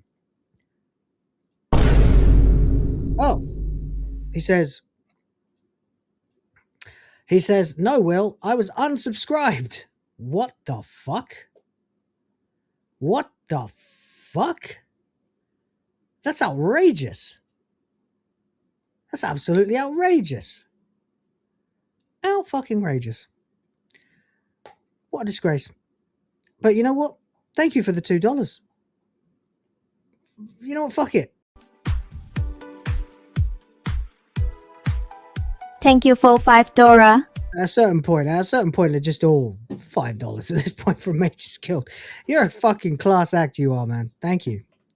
Can't believe it. Everyone else is off the hook today, apparently. But they're not really. No, I'm kidding. I don't really care. It's fine. You guys are great to me all the time, so thank you. Then Ryan Lassina, Senior Director of Product Marketing, Square Enix 2017 to 2022, Activision with Heineke, Schroeder, and Pabon. That's from Neil Pabon as well. Neil Pabon was the guy here, came in with Kevin Kraft. Activision with Heineke and Lassina, became the Senior Manager of Marketing at Square Enix. Then Michelle, yes, it's a woman one. That happens on all non-left-leaning channels? What? Oh, unsubscribing. Yeah, of course. Yeah, I know. Even if you're a member, that's fucking disgusting. Activision with Heineke, Kraft, and Lassina. Unbelievable. I don't know if it's Lassina or Lakina. No, Lassina. Fuck it. And Bob Colascio. Okay. Looks and sounds Filipino. Public Relations Director at Square Enix 2019 to 22. All these guys came in. And some of them are still there, but a lot of them only lasted until exactly 2022. Interesting. Very interesting, actually. And it goes on and on and on and on and on. There is, in fact, even more I'm going to show you. Hold on. We got this one. This one is a big rabbit hole.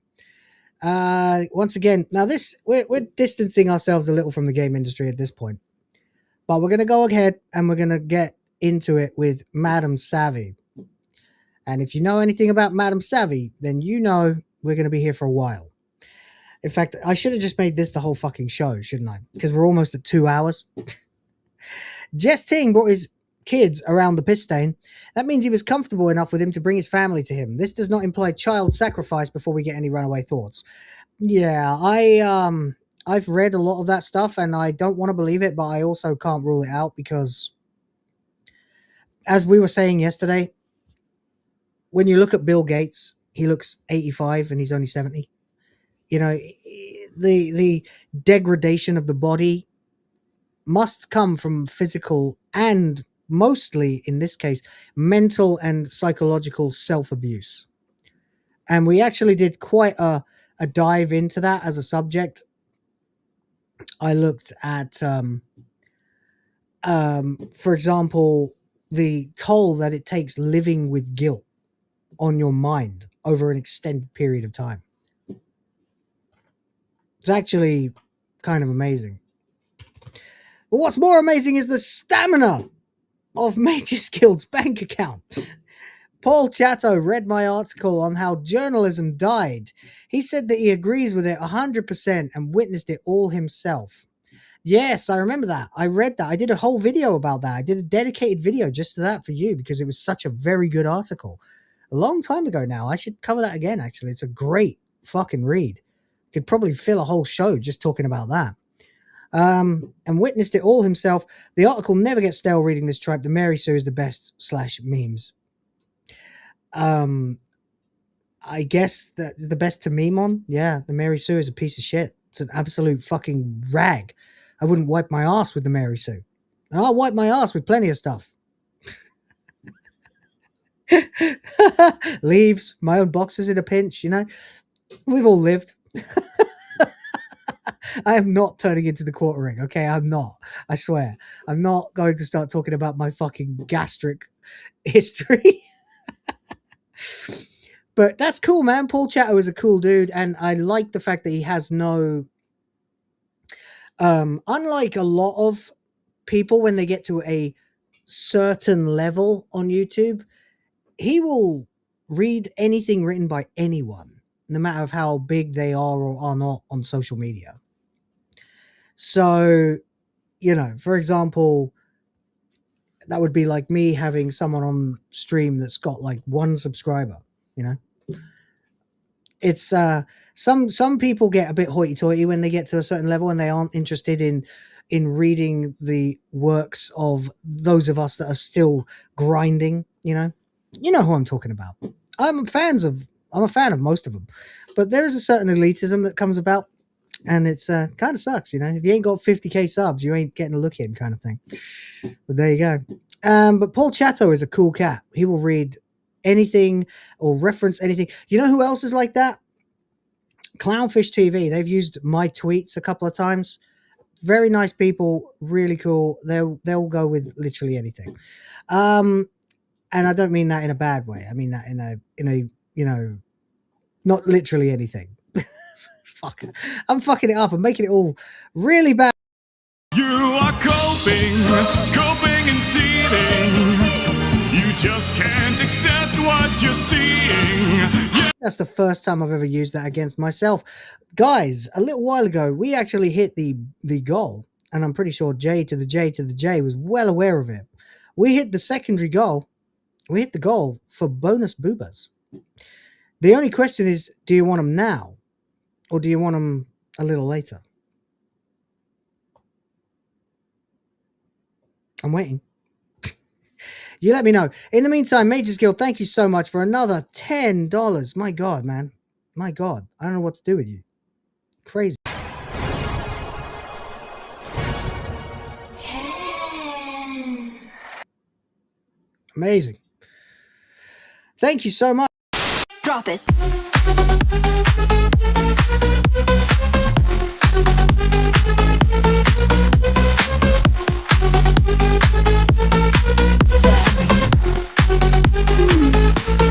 Yeah.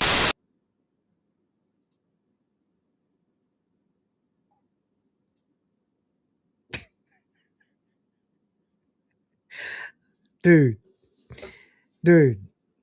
I love it. Says, I'd love to do an interview on the topic, plus the article if you want. I will send you a quick link to it, but all my articles are not organized on one page printed in my profile. Check Discord. We will probably have to do it another time. Maybe Friday. Maybe. We'll see. Depending on what happens over the week, I might even crowbar in an extra stream for it. But MagesGuild wrote a fucking great article. A while ago now. I'm trying to find it. No, yeah, I see. You've sent the back catalog. Okay. We'll get to it. I've got like things planned, so I can't really do it right now, but we will get to it. We should go into it because journalism, the fall of journalism is really interesting to me in particular because I was an aspiring journalist, as many of you probably already know. Having done my A-levels and having done lots of other shit as well, I randomly, because my friend decided to join a media course to also pursue journalism, he came and sort of rubbed my nose in it one day, and I was fucking seething. So I used my last 100, 120, 130 pounds or something to enroll on the course with him and another guy that was also friends with him, who I guess he'd rubbed his nose in it as well. We joined together a week after everybody else.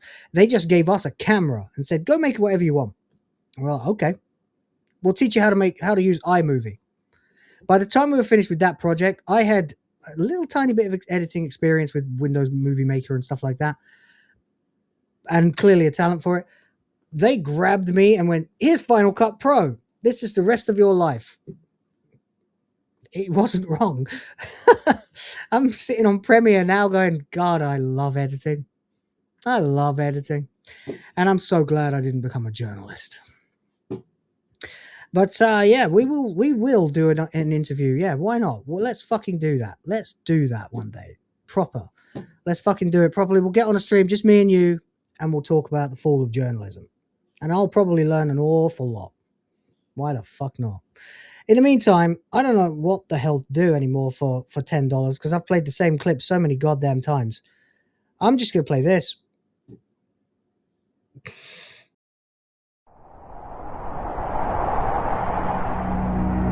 Look on your skin. a caress like a blade. You follow us in through the traps we've laid. Eyes in the darkness, lips stained with sin. Once we pull you closer, you'll never leave again. We are fire and lace, the poison you crave. The softest of chains will make you a slave. Come closer, commander, surrender the fight. Our kiss is your weapon, our love is the night. Would you die for our bodies? Would you kill for a taste? Every bite of temptation leaves nothing to waste. We're the foxes, the serpents, the hunters, the flame, and you'll beg us forever to whisper your name. We are fire and lace, the poison you crave. The softest of chains will make you a slave. The shadow, the sniper, the mistress, the bride. You're tangled in danger and love on the side. Velvet venom, taste it slow. One more mission, you won't let go. Lovers, liars, shadows, spies, ecstasy and alibis. We are fire and lace, the poison you crave. Bound by our beauty, you'll go to your grave. The fox hunt has caught you, no place left to run. Our love is a bullet and darling, you're done. Bang, and you're ours.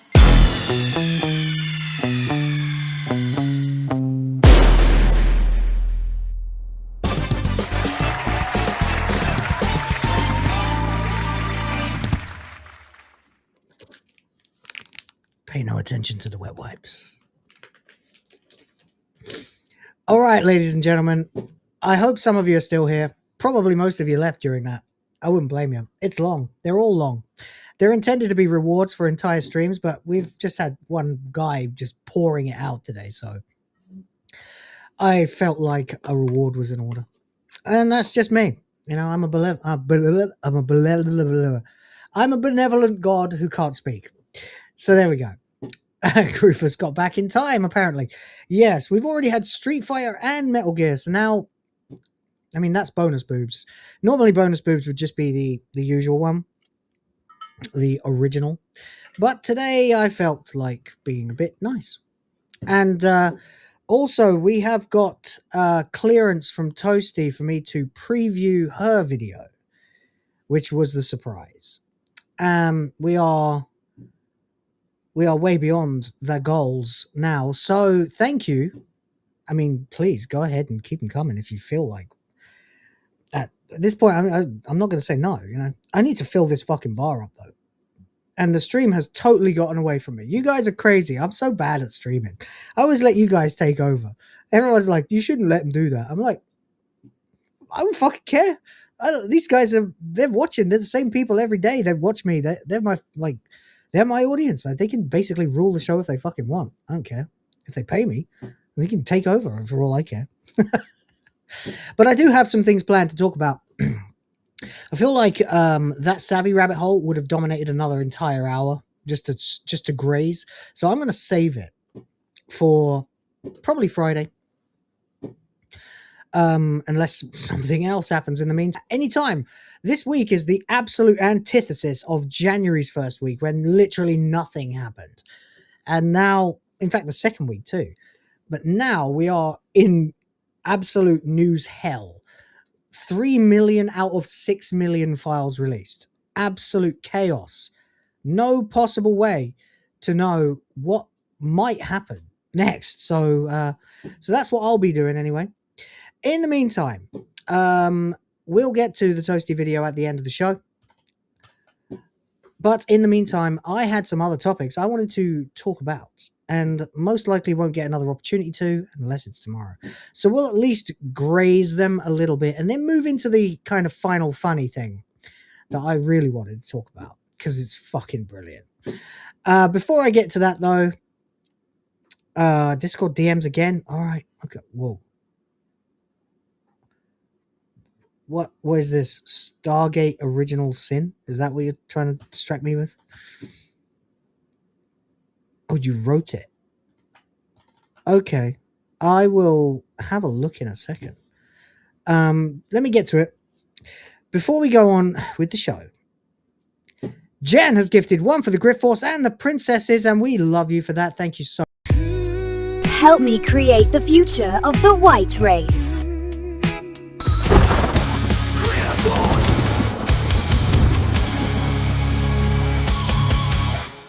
Yeah, baby. Thank you very much indeed. Rhoda's here for £5. That's some legitimate currency here. Although, if you ask MagesGuild, it's not. Says, speaking of wiping your ass, the Andrex ads always confused me. Who the hell saw a Labrador puppy and thought, I could clean my butt with that? Is this you auditioning for your stand-up routine, Rhoda? I don't know. I genuinely used to think the same fucking things when I was a kid, actually. Like, why a puppy? Why has this cute puppy got anything to do? Because it's soft, my friend. Ultra soft. Puppies are even... Nah, they're not softer than babies. But no one wants to put a human baby next to toilet paper. I'd be willing to bet money if I was a betting man, which I'm not. But I'd be willing to bet money that that was the thought process in the boardroom. Almost certainly. What's the softest thing we can put next to it to make it to stress that it's the softest toilet roll? And people will be like, babies, no, too human. Kittens, too many claws. Puppies, get me a Labrador puppy. There you go. And thank you for 5. Thank you for 5, Dora. MagesGuild with another $5. I'm not exactly an unknown quantity. I chat with people from SW, Stargate, Doctor Who, Star Trek, and such all the time. I just try not to be loud about it. I apologize, my liege.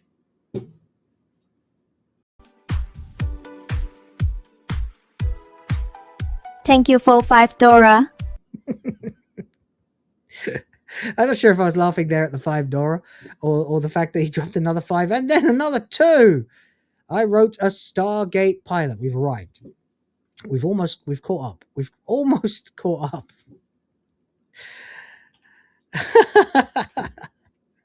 Thank you so much, my friend. I wrote a Stargate pilot, CDM, show if you wish. I will, yeah.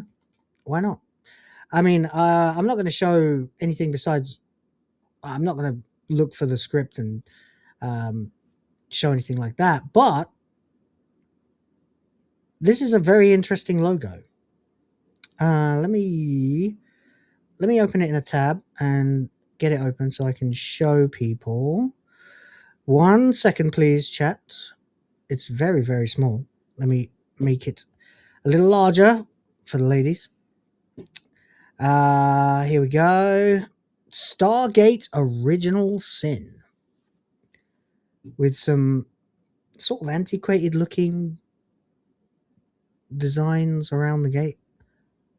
I actually really like this. That's really, really good.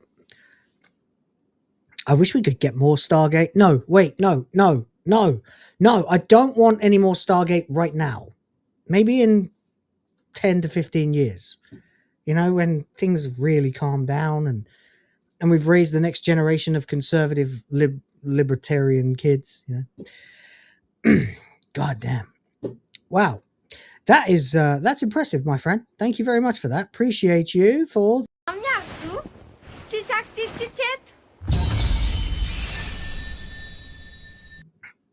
Unbelievable. The streak continues. MagesGuild for another further $5. Stargate seems to be going strong from what I'm hearing, but I'm trying not to press people for info nuggets. Please just know Lesbo Black Jack O'Neill. Yeah. I think you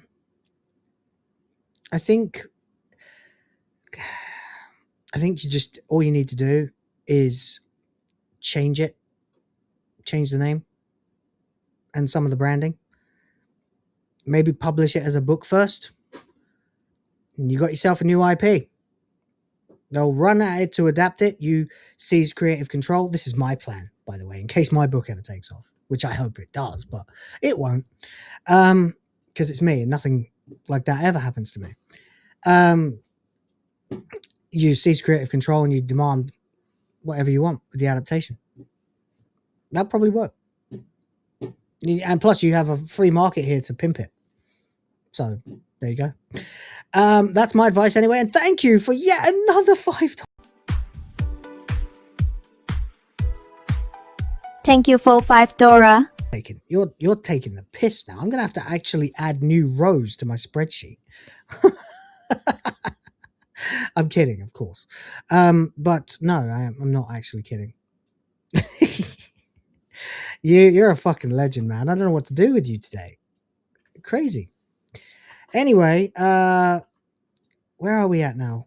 Yeah, there we are. That's where we're at. $2 more says check the acronym. Acronym? Am I just being dumb? Maybe I'm dumb. Maybe I'm being dumb.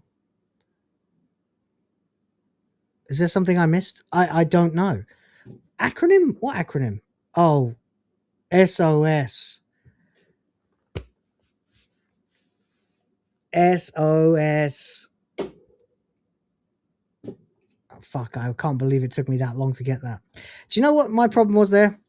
Despite the fact that I literally was once in a band called Acronym, which was an acronym for Angry, Crazed Reprobates, Originally Nice Young Men, I actually forgot what an acronym was and mixed it up with an anagram. So that's where I fucked that up. Thank you. And says, for another 2, Stargate coming in 2027 to 2028. I hear it will be solid.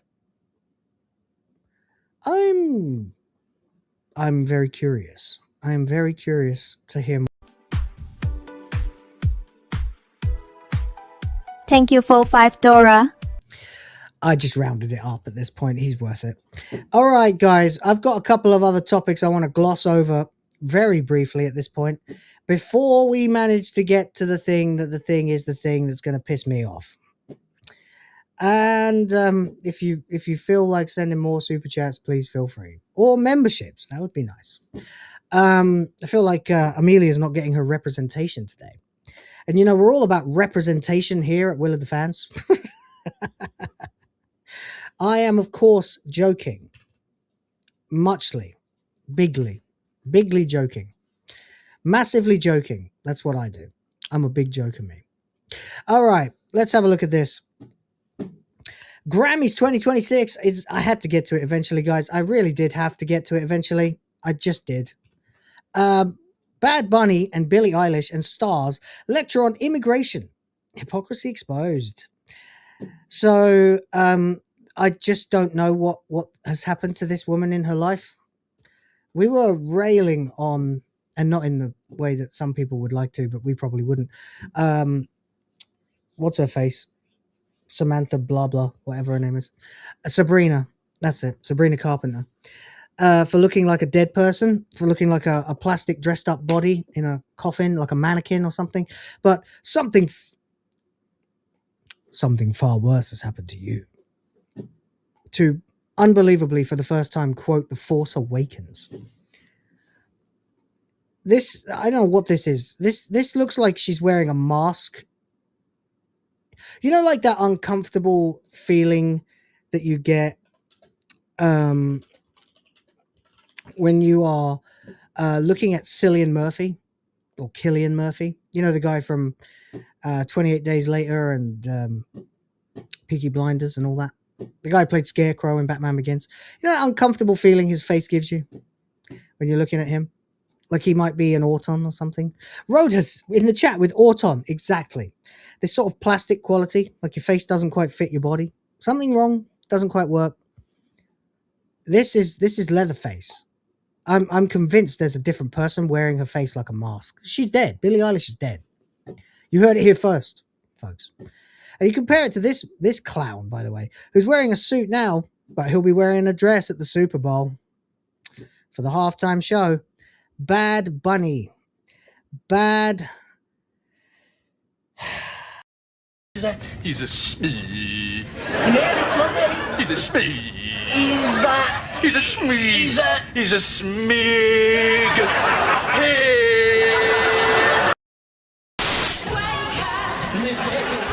I don't know what to do about this guy. These two dickheads got up on stage and decided it would be a great idea to shout "fuck ICE" or "ICE out." And of course they got a staggering round of applause. Of course they did. And there was a nice clip of everybody clapping. I'm going to say "ICE out." What do you have at all in the world of knowledge of what fucking ICE is doing?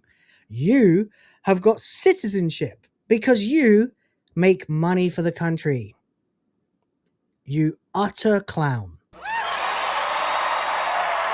Look at that fucking group of fucking demon worshipping scumbags. Look at him like, I'm so fucking stoic, ain't I? Yeah, fucking ICE out. I'll take my applause now. Cunt. Oh, look at all the pretenders in plastics rising up to stand to ovation. We don't like ICE. We don't like ICE.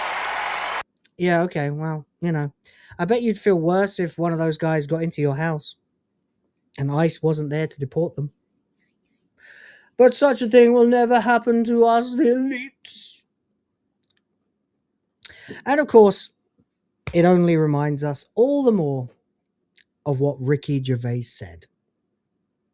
You have no business to be lecturing the public about anything. Most of you spent less time in school than Greta Thunberg.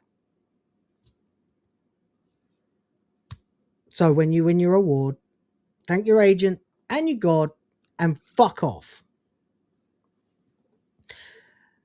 For Ricky Gervais alone, 6 years on,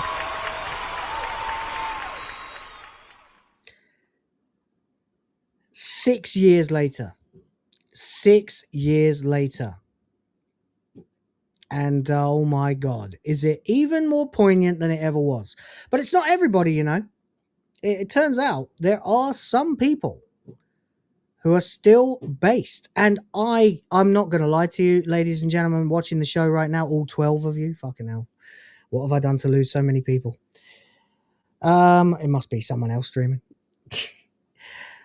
I fucking hated Nicki Minaj for so long. And I still don't really like her, to be honest. She's made money by being a dirty, filthy, trampy whore. And I don't know, you know, is it just me or is she starting to look more human? Compared to, say, Jay-Z here, who looks 70. How old is Jay-Z? Can't be that old yet. 56? 56? They told me black don't crack. 56, my chocolate ass. Sorry, vanilla ass. I'm not going to look like that when I'm 56. I better not. Fortunately, I have a ring light. I actually look worse in reality. I've got bags under my eyes and stuff. Yeah, crow's feet. But Nicki Minaj, for whatever reason, has gone wildly up in my estimation.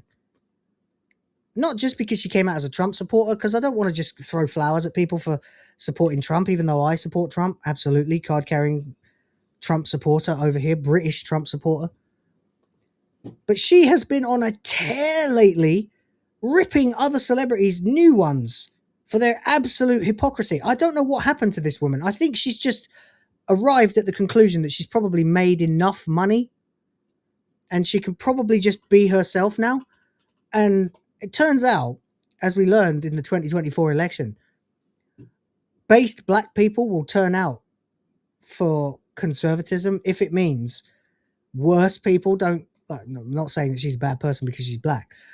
I'm just saying worse people than like ghetto lot gangsters and stuff might get in and do worse things. And I'm not, walking the line by saying that. I'm just saying, who am I to judge, really? I don't know everyone in the world. But she's been based as fuck lately. It's been actually outrageous, the kind of shit that she's been saying. Fucking crazy. MagesGuild for $5. Jesus Christ, lad. Says, I sent a Discord with the thread on my Stargate outline. Have a gander. All right.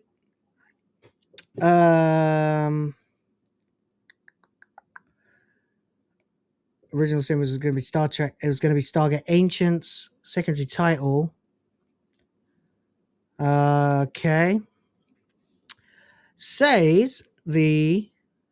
Oh, God. Where's it gone? It's not here. The pilot sort of opened up like Atlantis with a brief section that predated the events depicted in Ark of Truth, so that anyone unfamiliar with the two factions would have a grasp on what is going on before allowing the AOT escape sequence and time skipping. I see. That's a good idea. That's all I could get from the link you sent, though, unfortunately. Oh, no, wait. No. I got it. No, that is it. Oh, start intro sequence, pass the cold open and pick up on a colony of Alteran refugees in the Avalon Galaxy. There would be several introductions to the main cast, revelation their enemies had found out where they escaped and people hurrying to leave behind the planet on which they'd settled. This wasn't the first time this sounds alarmingly similar to the beginning of my book. Like people looking back from the present kind of thing. First time they've been hunted and a general suspicion about how they could be repeatedly tracked. This would allow the audience to get to know the main characters and what roles each play. That's pretty good, man. That's pretty good. In this society, I suppose we could describe the general concept as SG-1 meets Battlestar Galactica, yeah. Had a lot more in the series outlines, but that was the general premise of the pilot, which of course would end on a cliffhanger as well, that showed the disciples of Origin in their own ships with a lab and genetic sequences on displays. Working title was Stargate Ancients. Although I had considered Stargate Original Sin, I think that's better, to be honest. I think that's a much better and much stronger, much more, ooh, what's that kind of title than just Stargate Ancients. Stronger title overall, if you want my opinion. What do you think, chat? What do you think? Star Trek. Stop doing that, Will. Stargate Ancients or Stargate Original Sin? I think Original Sin, personally. I think it implies something's going to happen. Whereas Ancients implies general time period. Doesn't tell you anything. It's like a pitch within a title, you know? Much, much better, if you want my true opinion. Congratulations, that's very good.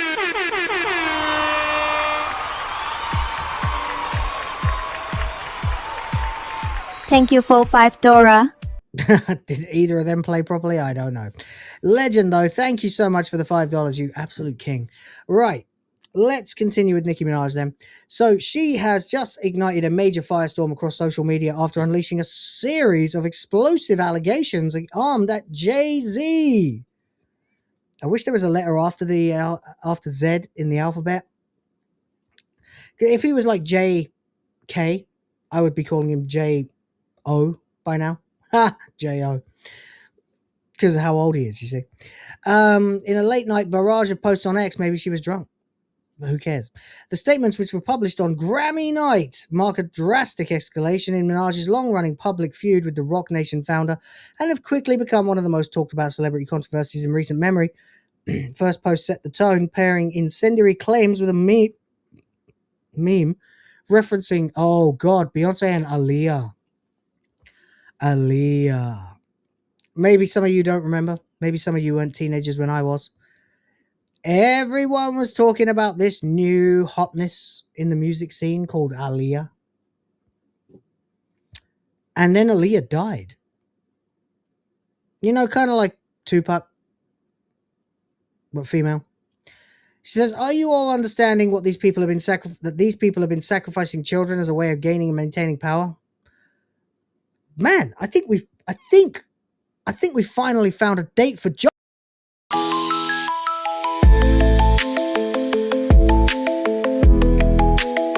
I'm kidding. There's a lot of evidence. If you ever vote Democrat again, you're just as soulless as they are and will perish. I gotta click on this shit. Read the whole thing. What the fuck?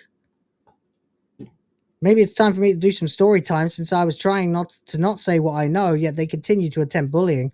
Also, I won't be releasing an album until my contract is renegotiated. Oh, whatever. I don't care about that. Ooh. I did not know that. Turns out you don't have to talk about blood sacrifices and eating children and stuff. Oh, fuck off. Fuck off.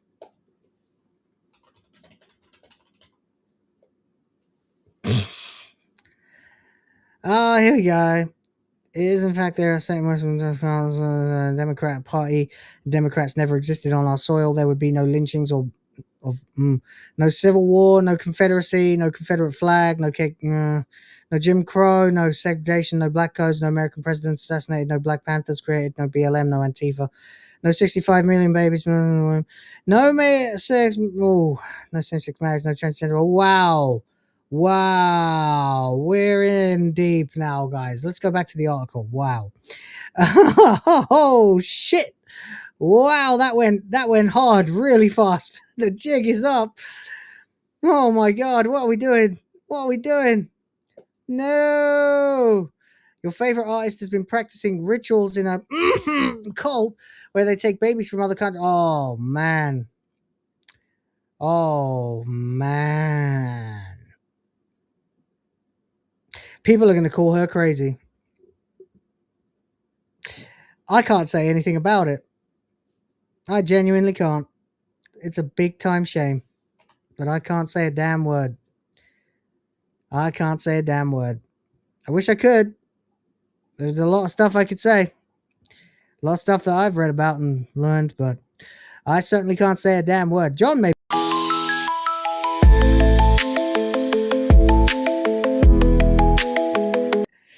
I mean, yeah, it's pretty crazy that she's saying this shit.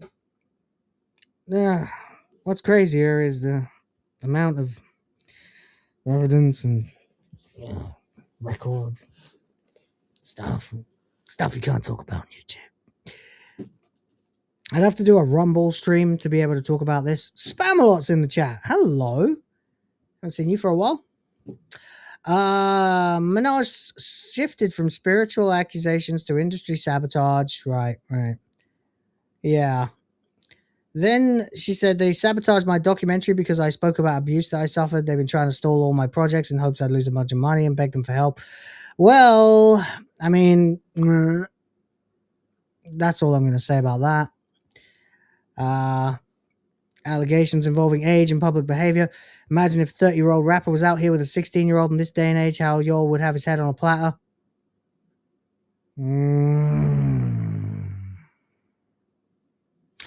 They're eating each other, aren't they? No response. God damn. She definitely has seen some shit. That's like that's what Sabrina Carpenter looks like. Just white. But that's it, basically. It's coming. You wait for it. It's coming. She's the next Madonna. All right, let's move on to something else. It's less controversial. That would be nice. Can we do it? Japanese man arrested holding 3 knives in the style of Zoro from One Piece. Now, maybe not everybody here is a fan of One Piece. I am a colossal fan of One Piece. And I mean colossal. Like, really, genuinely, like, I'm in the fucking speculation forums and stuff. I'm a fucking nerd for One Piece. And honest to God, you should be too. You really owe it to yourselves if you haven't to pick up a book and read it. You still have the rest of your lives, and it won't take all of it to read it. It's in the last saga now. And I mean read it, don't watch the anime. The anime is good, especially when they get to this art style, which takes about 1,200 episodes or 1,000 or 900 and something episodes.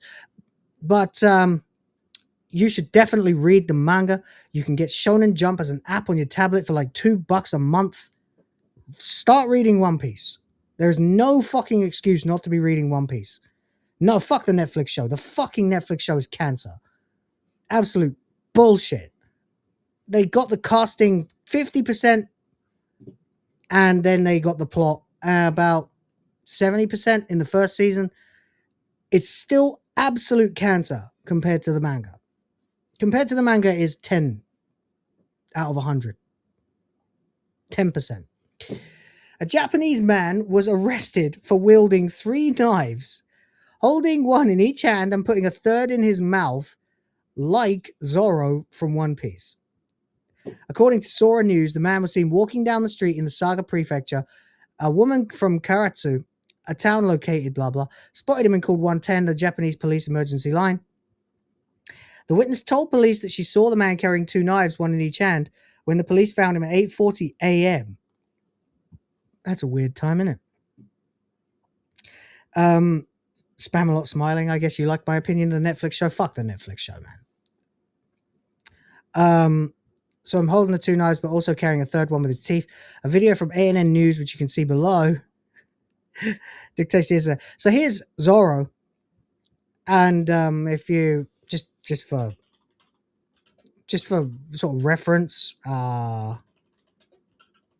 let's say East Blue, right at the fucking start.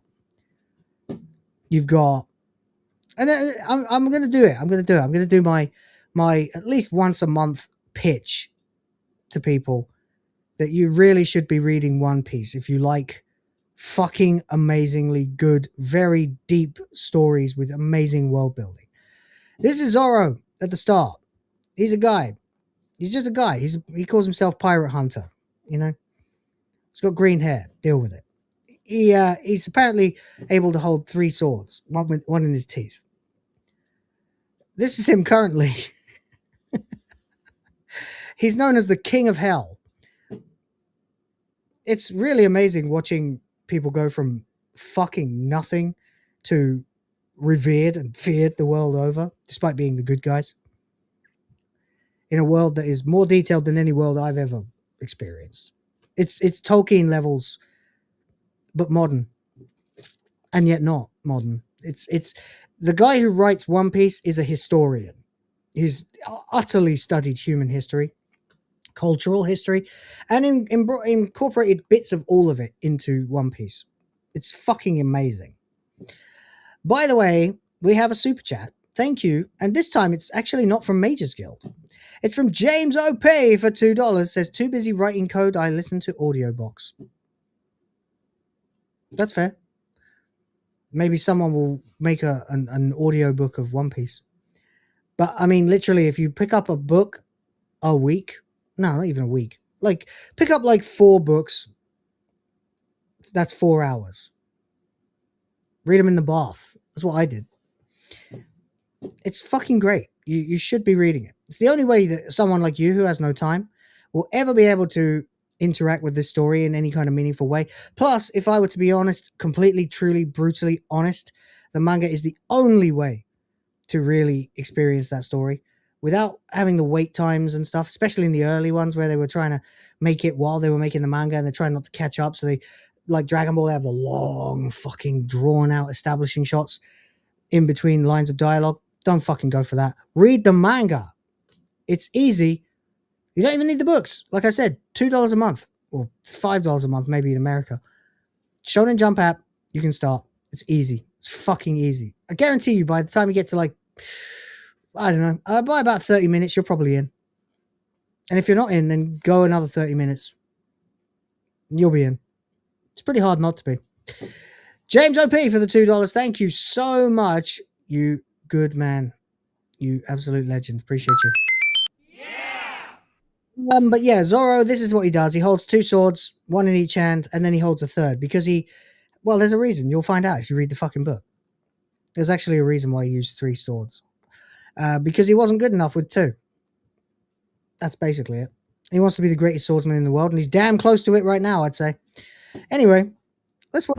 刃物2本を持って歩いている男がいる。佐賀県唐津市の現場に駆けつけた警察官が見たのは、通報通り刃物を持った不審な男。包丁のような刃物を右手と左手に1本ずつ持ち、さらに通報にはない3本目は、なんと刃物を口にくわえていたという。This is fucking nuts. This guy is actually he's actually walking down the street armed like Zoro from One Piece, and they don't know why. What was he planning? It's illegal to carry a blade on the streets openly in Japan, as you might expect. But he's just walking down the street with 3 kitchen knives, and he's holding one in his teeth. How fucking drunk was this dickhead? The man... The blades appear to have been cooking knives measured at 5.3 inches, 6.7 inches, and 7.1 inches based imperial.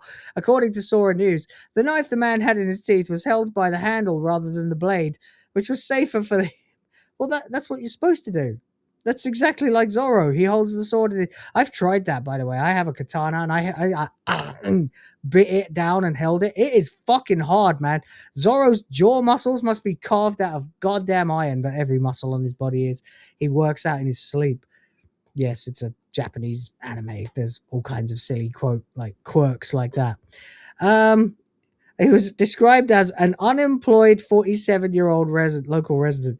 And in Japan, that's a thing. Like, it's a thing. You're unemployed. It's like a class of person. Like it used to be in England. He was on his way to an acquaintance's house to get some vegetables.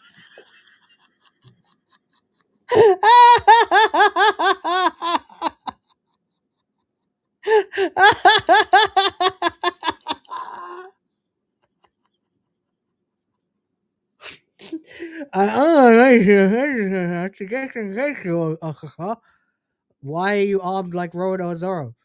I need to cut them.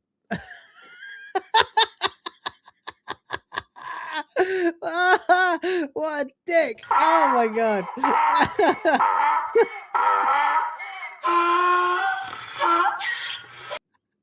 Oh my god. What he actually said was yasai wa tori ni. Yes, that would be yasai, especially yasai is vegetable, which is where saya, they switched it to make Saya Jin or Saiyan, which means vegetable man in Dragon Ball, which is why they're all named after vegetables. Can also mean to take vegetables or to harvest vegetables.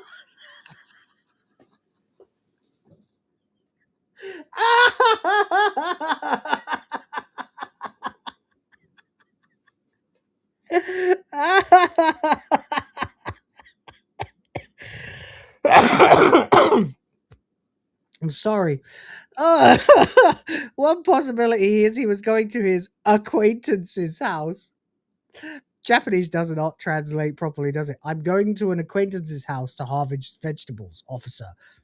And why are you carrying 3 kitchen knives like Rono Zoro? Ee-aw!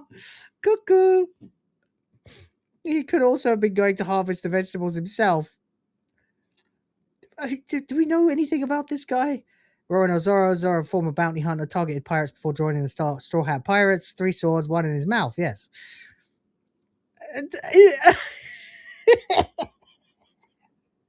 Imagine walking down the street thinking you look like this.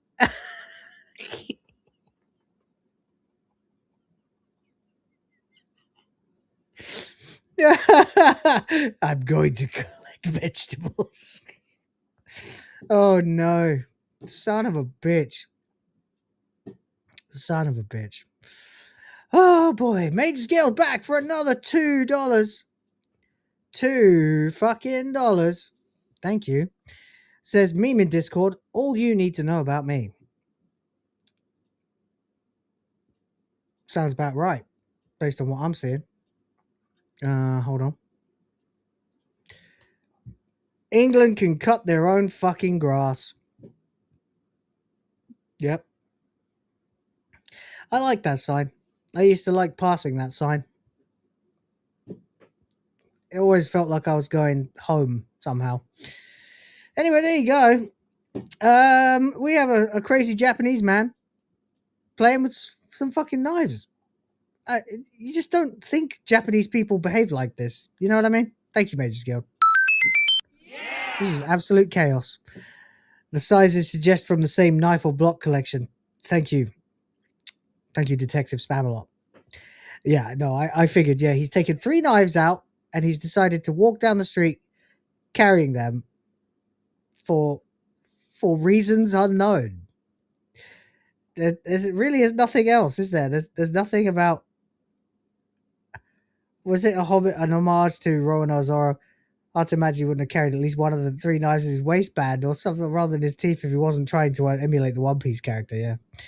Maybe he'll get off with a warning if he's a One Piece fan. Everyone in Japan is a One Piece fan, yeah.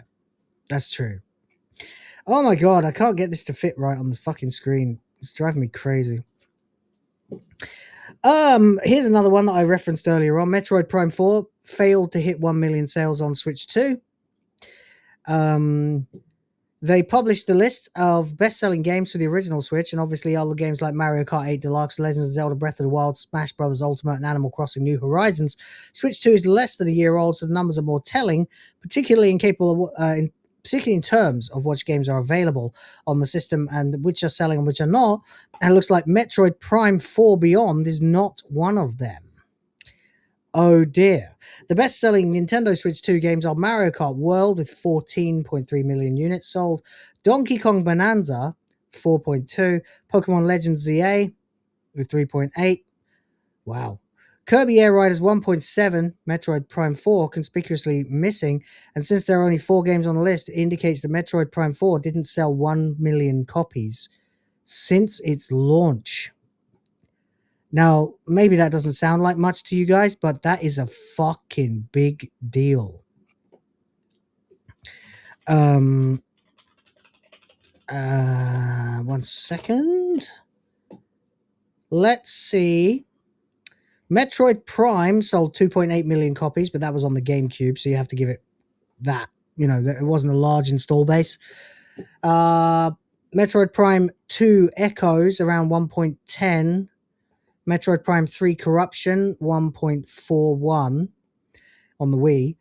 Bigger install base, makes sense. Metroid Prime Trilogy 0.45 million, damn, on the Wii. Metroid Prime Remastered Switch 1.36 million copies. Metroid Prime Federation Force on 3DS, well, tiny install base and also awful game. Negative 1 million copies. So there you go. It makes sense that this would, that's not very nice. Samus didn't do it. Leave her alone. Anyway, we'll move on to the main event of the evening. New Minecraft Civil Rights DLC. Yes, let's just read that again. New Minecraft Civil Rights DLC draws backlash. Are you seeing this shit? Excuse me. Are you seeing this fucking crazy shit?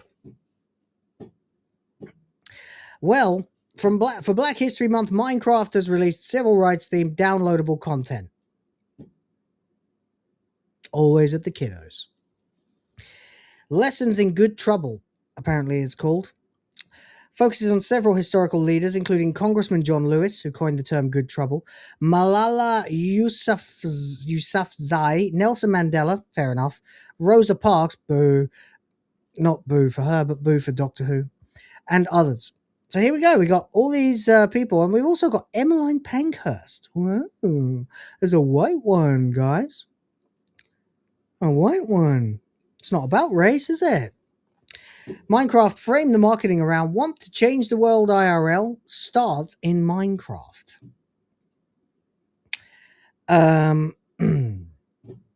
Dear oh dear. Oh, by the way, there's a new Disney CEO, Josh D'Amaro. We'll get to it next time. All right, then, let's have a look at this. Hold on. There we go. Walk with civil rights movement. John Lewis.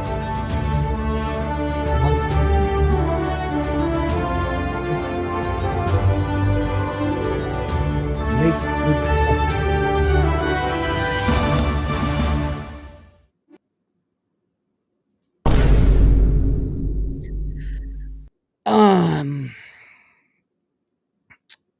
Wow.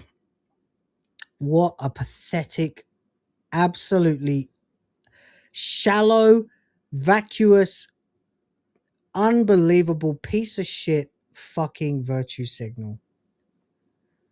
Sounds like airship music. Yeah, I was thinking more it sounds like a list of Hollywood celebrities that have died or something. Or not died, because they'd have slow piano for that. It sounds like, when they're reading a list of nominees for something. Fucking gay. Anyway, it obviously got destroyed.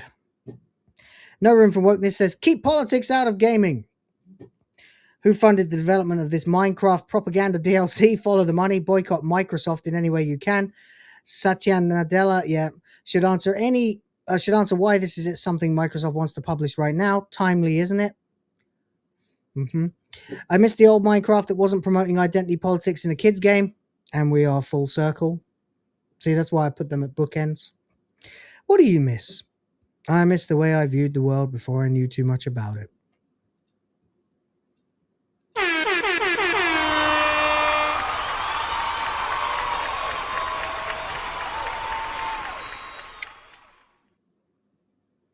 $100%.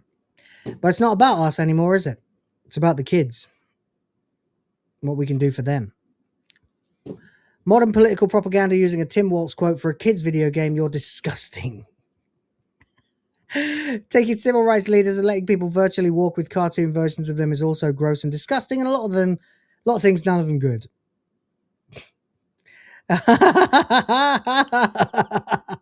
That's pretty good. That's pretty funny.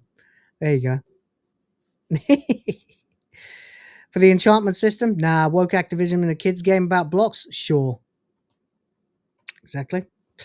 How dare you stand where he stood? 1,000 ESG points. What the fuck is this piece of shit?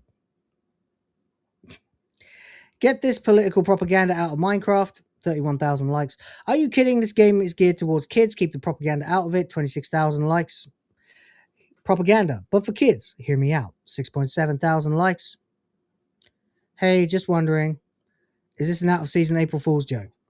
Exactly. Absolutely fucking not. Right? So Minecraft is officially commie slop now. Wild. Can you play the Oppressor? That would be cool. Funny you should mention that. Because we had some very interesting... We're winding up the show now, guys. Toasty, if you're still in the chat, it won't be long. Why we have this... we have some responses, some curated responses that, for the life of me, I've been through this whole thing, and you will not find them in this list anywhere. Anywhere. And it's probably got something to do with the fact that Minecraft has already set this to only accounts Minecraft mentioned. So they're already curating their comments. But then we do get this, which was a response, and just to prove that. Why didn't you add George Floyd to the DLC?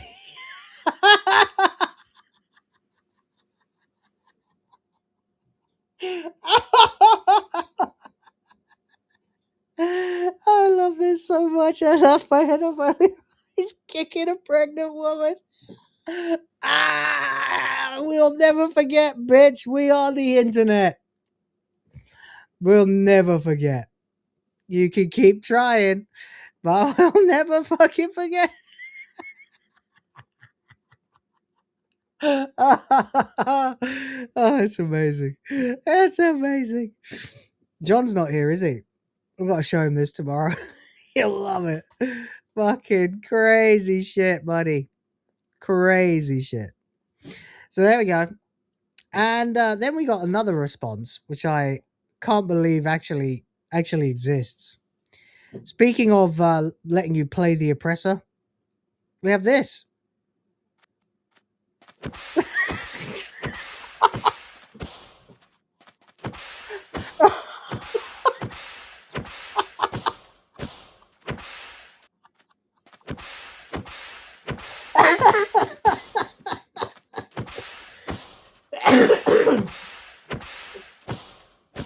Guys, never smoke. It's been 2 years and I still cough like a bitch every time I laugh. Oh, no, you motherfucker. Why did you put that? Oh, man. The internet, man. Oh, fucking. I go.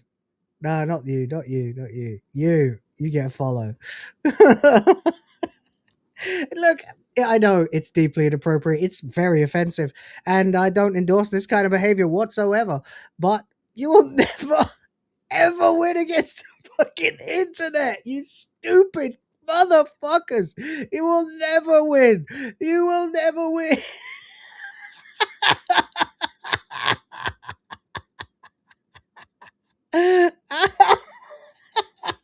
It's so crazy.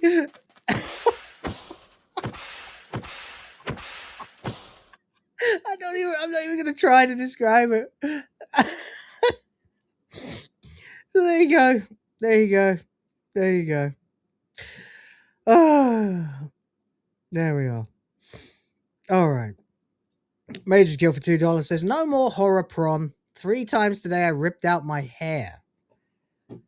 Are you all right, mate? I feel like we should talk, you know? If you're really in like that big of trouble, we could probably have a call tomorrow or something if you need, you know? Just to let you know. No more of this. All right. Okay. Enough. That'll do. We're done. That's the last of it. Thank you very much, MagesGuild, you stone cold legend. Actually unbelievable. Amazing. All right. Well, that will do for today's show. Except that I have one last thing that I need to do. On Abound now. We're going to take a quick preview look at a video that I'm making. Now, you're going to have to apologize. I'm going to have to apologize.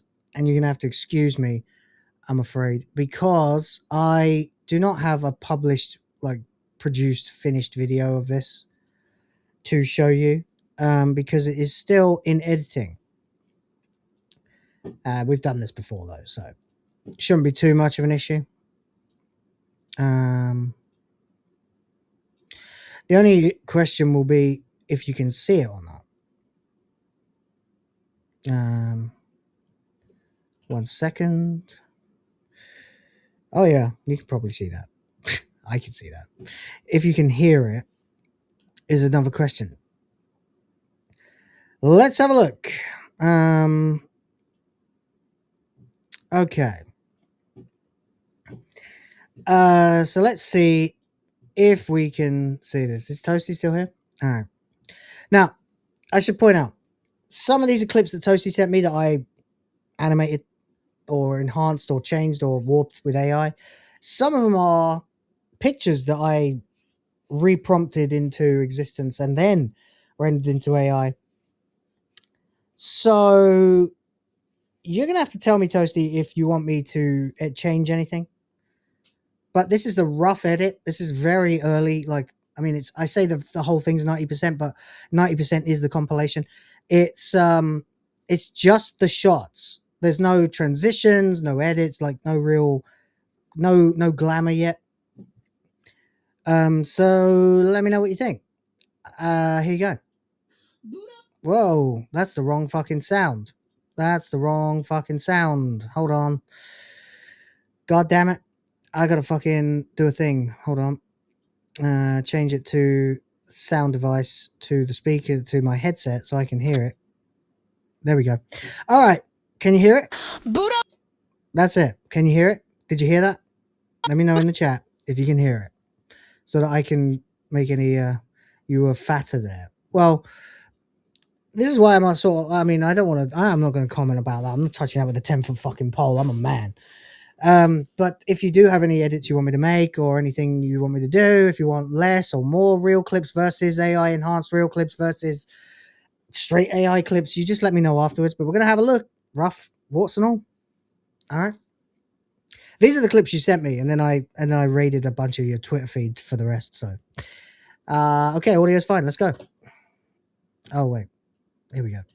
Boot up the stream, lights on blast. Chat goes wild, it's physics class. She jumps, she dodges, the code goes nuts. Even the dead can't keep their guts.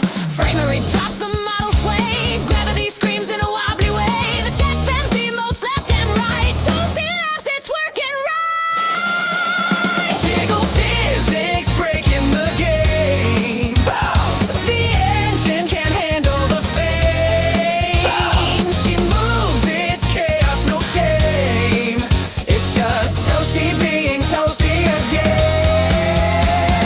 Calls. Developers cry, it's not the plan. But chat's like, fix it never, man. From Skyrim mods to Unreal Dreams, Toasty rules the physics scenes. Each move defies both space and time. A motion glitch turned into rhyme. She flips her hair, the crowd explodes. Someone clip that upload overload. Jiggle physics, breaking the game. The engine can't handle the fame. She moves, it's chaos, no shame. It's just Toasty being Toasty again. Bounce.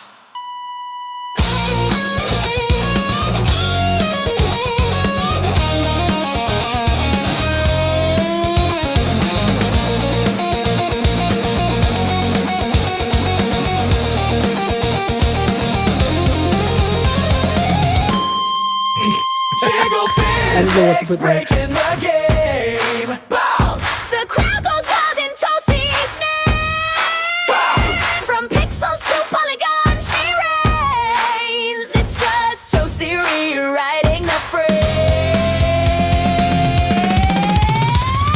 Bounce. Amphibians unlocked. Perfect jiggle sync.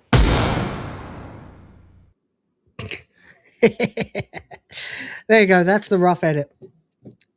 So that's like basically the clips that I have, all of them used. And there you go. If you want me to change anything, now is the time to let me know. If you want more or less real, more or less AI, you let me know. Perfect. Love it. Okay. Well, it's wait, what are we doing? It's not finished. I'll jazz it up a bit with some transitions and stuff. But yeah, there you go. There you go, guys. Fuck gravity. Yeah, I know. I actually have more footage. I rendered about, as I always do, about 50% more clips than I end up using. Same for Street Fighter. There's probably an outtakes I could probably just make into its own video of clips I haven't used at some point. But there you go.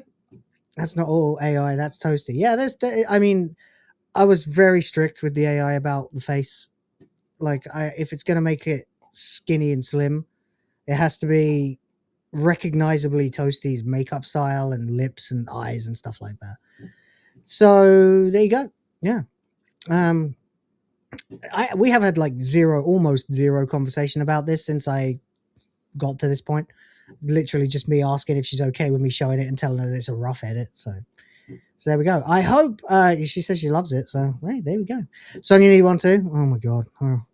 All right, but just don't expect me to be fast, okay? Because I'm very, very bogged down and stuff. It's taken me goddamn months to do this. Just this week, I was like, I've got to do this. I've got to finish this. It's got to be done. And I'm like, I haven't got anywhere near enough clips. I'm just gonna raid her fucking Twitter, and then like re-prompt them into existence, and then I've got something that Grok won't argue with me on if I say take off her top or make her play with her tits and stuff, you know. Straight up stuff. Good job. Okay, cool. All right, nice. I'm like, this is why I'm not good at selling myself as an editor, because I know I'm good, but I don't know if what I'm doing is always what someone has in their head, you know. The song's great. Yeah, the song was written by I don't know who did the song. Was it Kyle? Maybe he did a lot of songs. But yeah, they sent it to me months ago. It was before Christmas, fuck's sake. I'm so fucking slow. Anyway, there you go, guys. Appreciate you all being here for fucking nearly 3 hours. It's about time for me to wrap it up. But you guys have been amazing. Mages Guild more or less dragged us over the goal, kicking and screaming at least once, maybe almost half again by himself. Fuck no. Crazy. You guys are legends. I need to update the heart piece, which I will do right now, so that we are that much closer. I know I said we were going to play Jackbox today, but the streamers kind of got away from me, so we'll do it tomorrow. Plus, then we can have people join us and stuff. So, apologies. It's just been a day of insane news. So I had so much to do. Totally threw me off what I was doing. Great job, Toasty. Yeah, good job, Toasty. Anyway, there you go, guys. Jackbox, I hope this weekend. Do you want it the weekend? We could do it the weekend if you'd prefer. Yeah. Yeah, sure. I actually don't mind that at all. It's helpful for me too. I can put in some gaming time with Alondra instead, maybe. I'm kind of trying to get to a point where I can start a pre-stream before HyperDrive Time, where I'll do a game. Because if I started doing it now after the show, I'll be up until 7 o'clock in the morning and probably have to stop because I have to take my niece to school. So there's loads. You have business tomorrow. How about Saturday? Yeah, I can probably do Saturday. I'm not officially streaming on Saturday, but we can probably figure something out. Maybe we'll do just a dedicated Jackbox stream to make it up to you all for fucking you around a bit. Maybe that'd be better. And if Sonia wants a video, well, Sonia's going to have to send me some, material. It's okay, missus. Don't worry. They're my friends. I'm not interested in them. It's okay. It's okay. I'm just AIing them to have giant boobs that bounce like... Whatever, man. I don't give a fuck. Whatever works and whatever makes my friends happy and brings in the dollars, which it has today. So that's it. I appreciate you guys. You're all absolute bloody legends. Thank you for sticking out. I know we had a bit of a lean audience today. We lost a few. Probably someone else is streaming. And that's fine. But yeah, appreciate you guys. You've been amazing today. And we will continue. Say is okay, better than going extra long tomorrow. Yes. Yeah. Tomorrow, Thursday's almost no good anymore because half the show is Wanker of the Week at this point. So yeah. Saturday then. Okay. Saturday for Jackbox. Fair enough. That's it. That's the show. Hope you guys have had a lot of fun. Since you've all been so crazy generous, I'm going to play us out with the Street Fighter again. Because I like you. And that's it. That's what I can do with pure AI. So far. It gets better every time I try it. Like everything else I do. I get better with every iteration. So take care. And spike your hair. If you have hair. I don't. But you might. If I spiked it, it would be pathetic. Yeah. Fuck Nintendo. And I mean that this time. Like, really, duck Fintendo. Duck Fisney. Buck the Phoebe. Uck Fubisoft. Question everything. Seriously. Especially right now. It's getting crazy out there. The shit we're finding out. Question everything. Respect the fans. Check out the Discord. Please check out the Discord. I really appreciate it. I'm trying to use it a little bit more now. Also, we have a Topics of the Fan channel. Topics of the Fans. That is just basically a place for you to drop links that you think I might be interested in looking at. That would be cool. It's not so much a place to spam messages. Just drop a link if you think there's something that might be interesting there for the show, especially for HyperDrive Time. That's it. Yeah, check out the Discord. The link is below. And the boys of the fans will be back tomorrow with WTF Live and Wanker of the Week. So we hope to see you there. Till then, nothing to say but big love. Oh, wait, what am I doing? I haven't even said fucking thank yous, except it's just going to be the Mages Guild show for about an hour. Mages Guild. I think I can make that into a song, saying, you go, Paul Ashworth, Eris Rhoda, Mages Guild,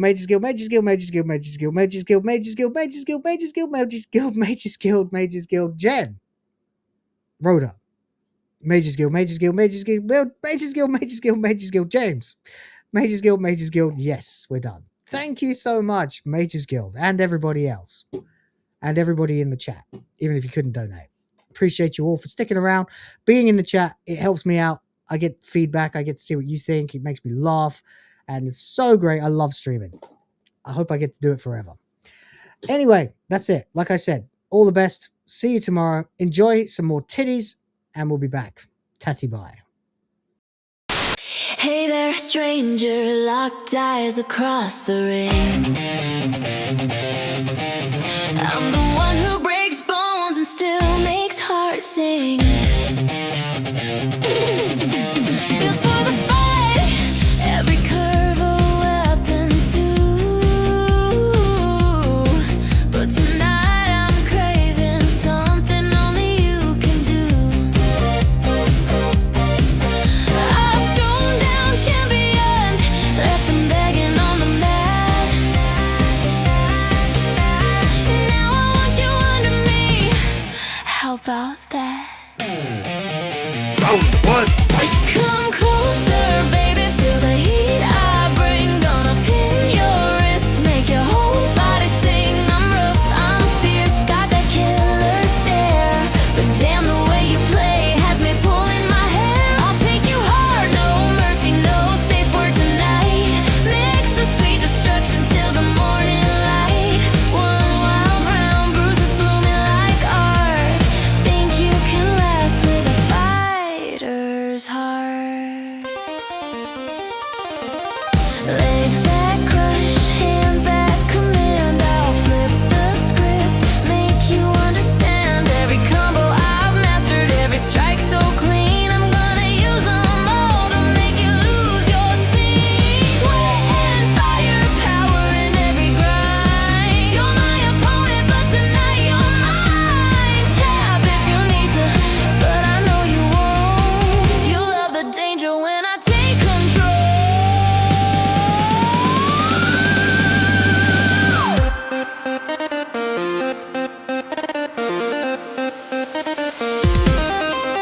Come closer, baby, feel the heat I bring. Gonna pin your wrists, make your whole body sing. I'm rough, I'm fierce, got that killer stare.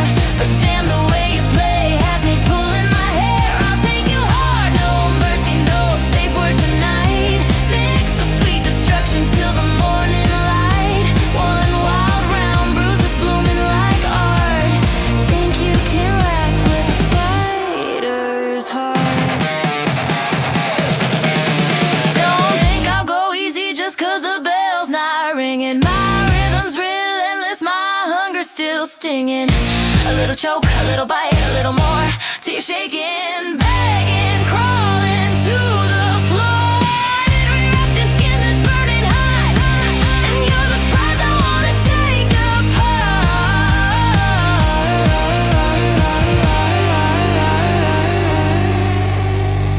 Ready or not. So step into my ring when the lights go low. One night, no rules, just us and the glow. I'll fight you, I'll love you, I'll wreck you so right. Come get this fighter, let's go all night.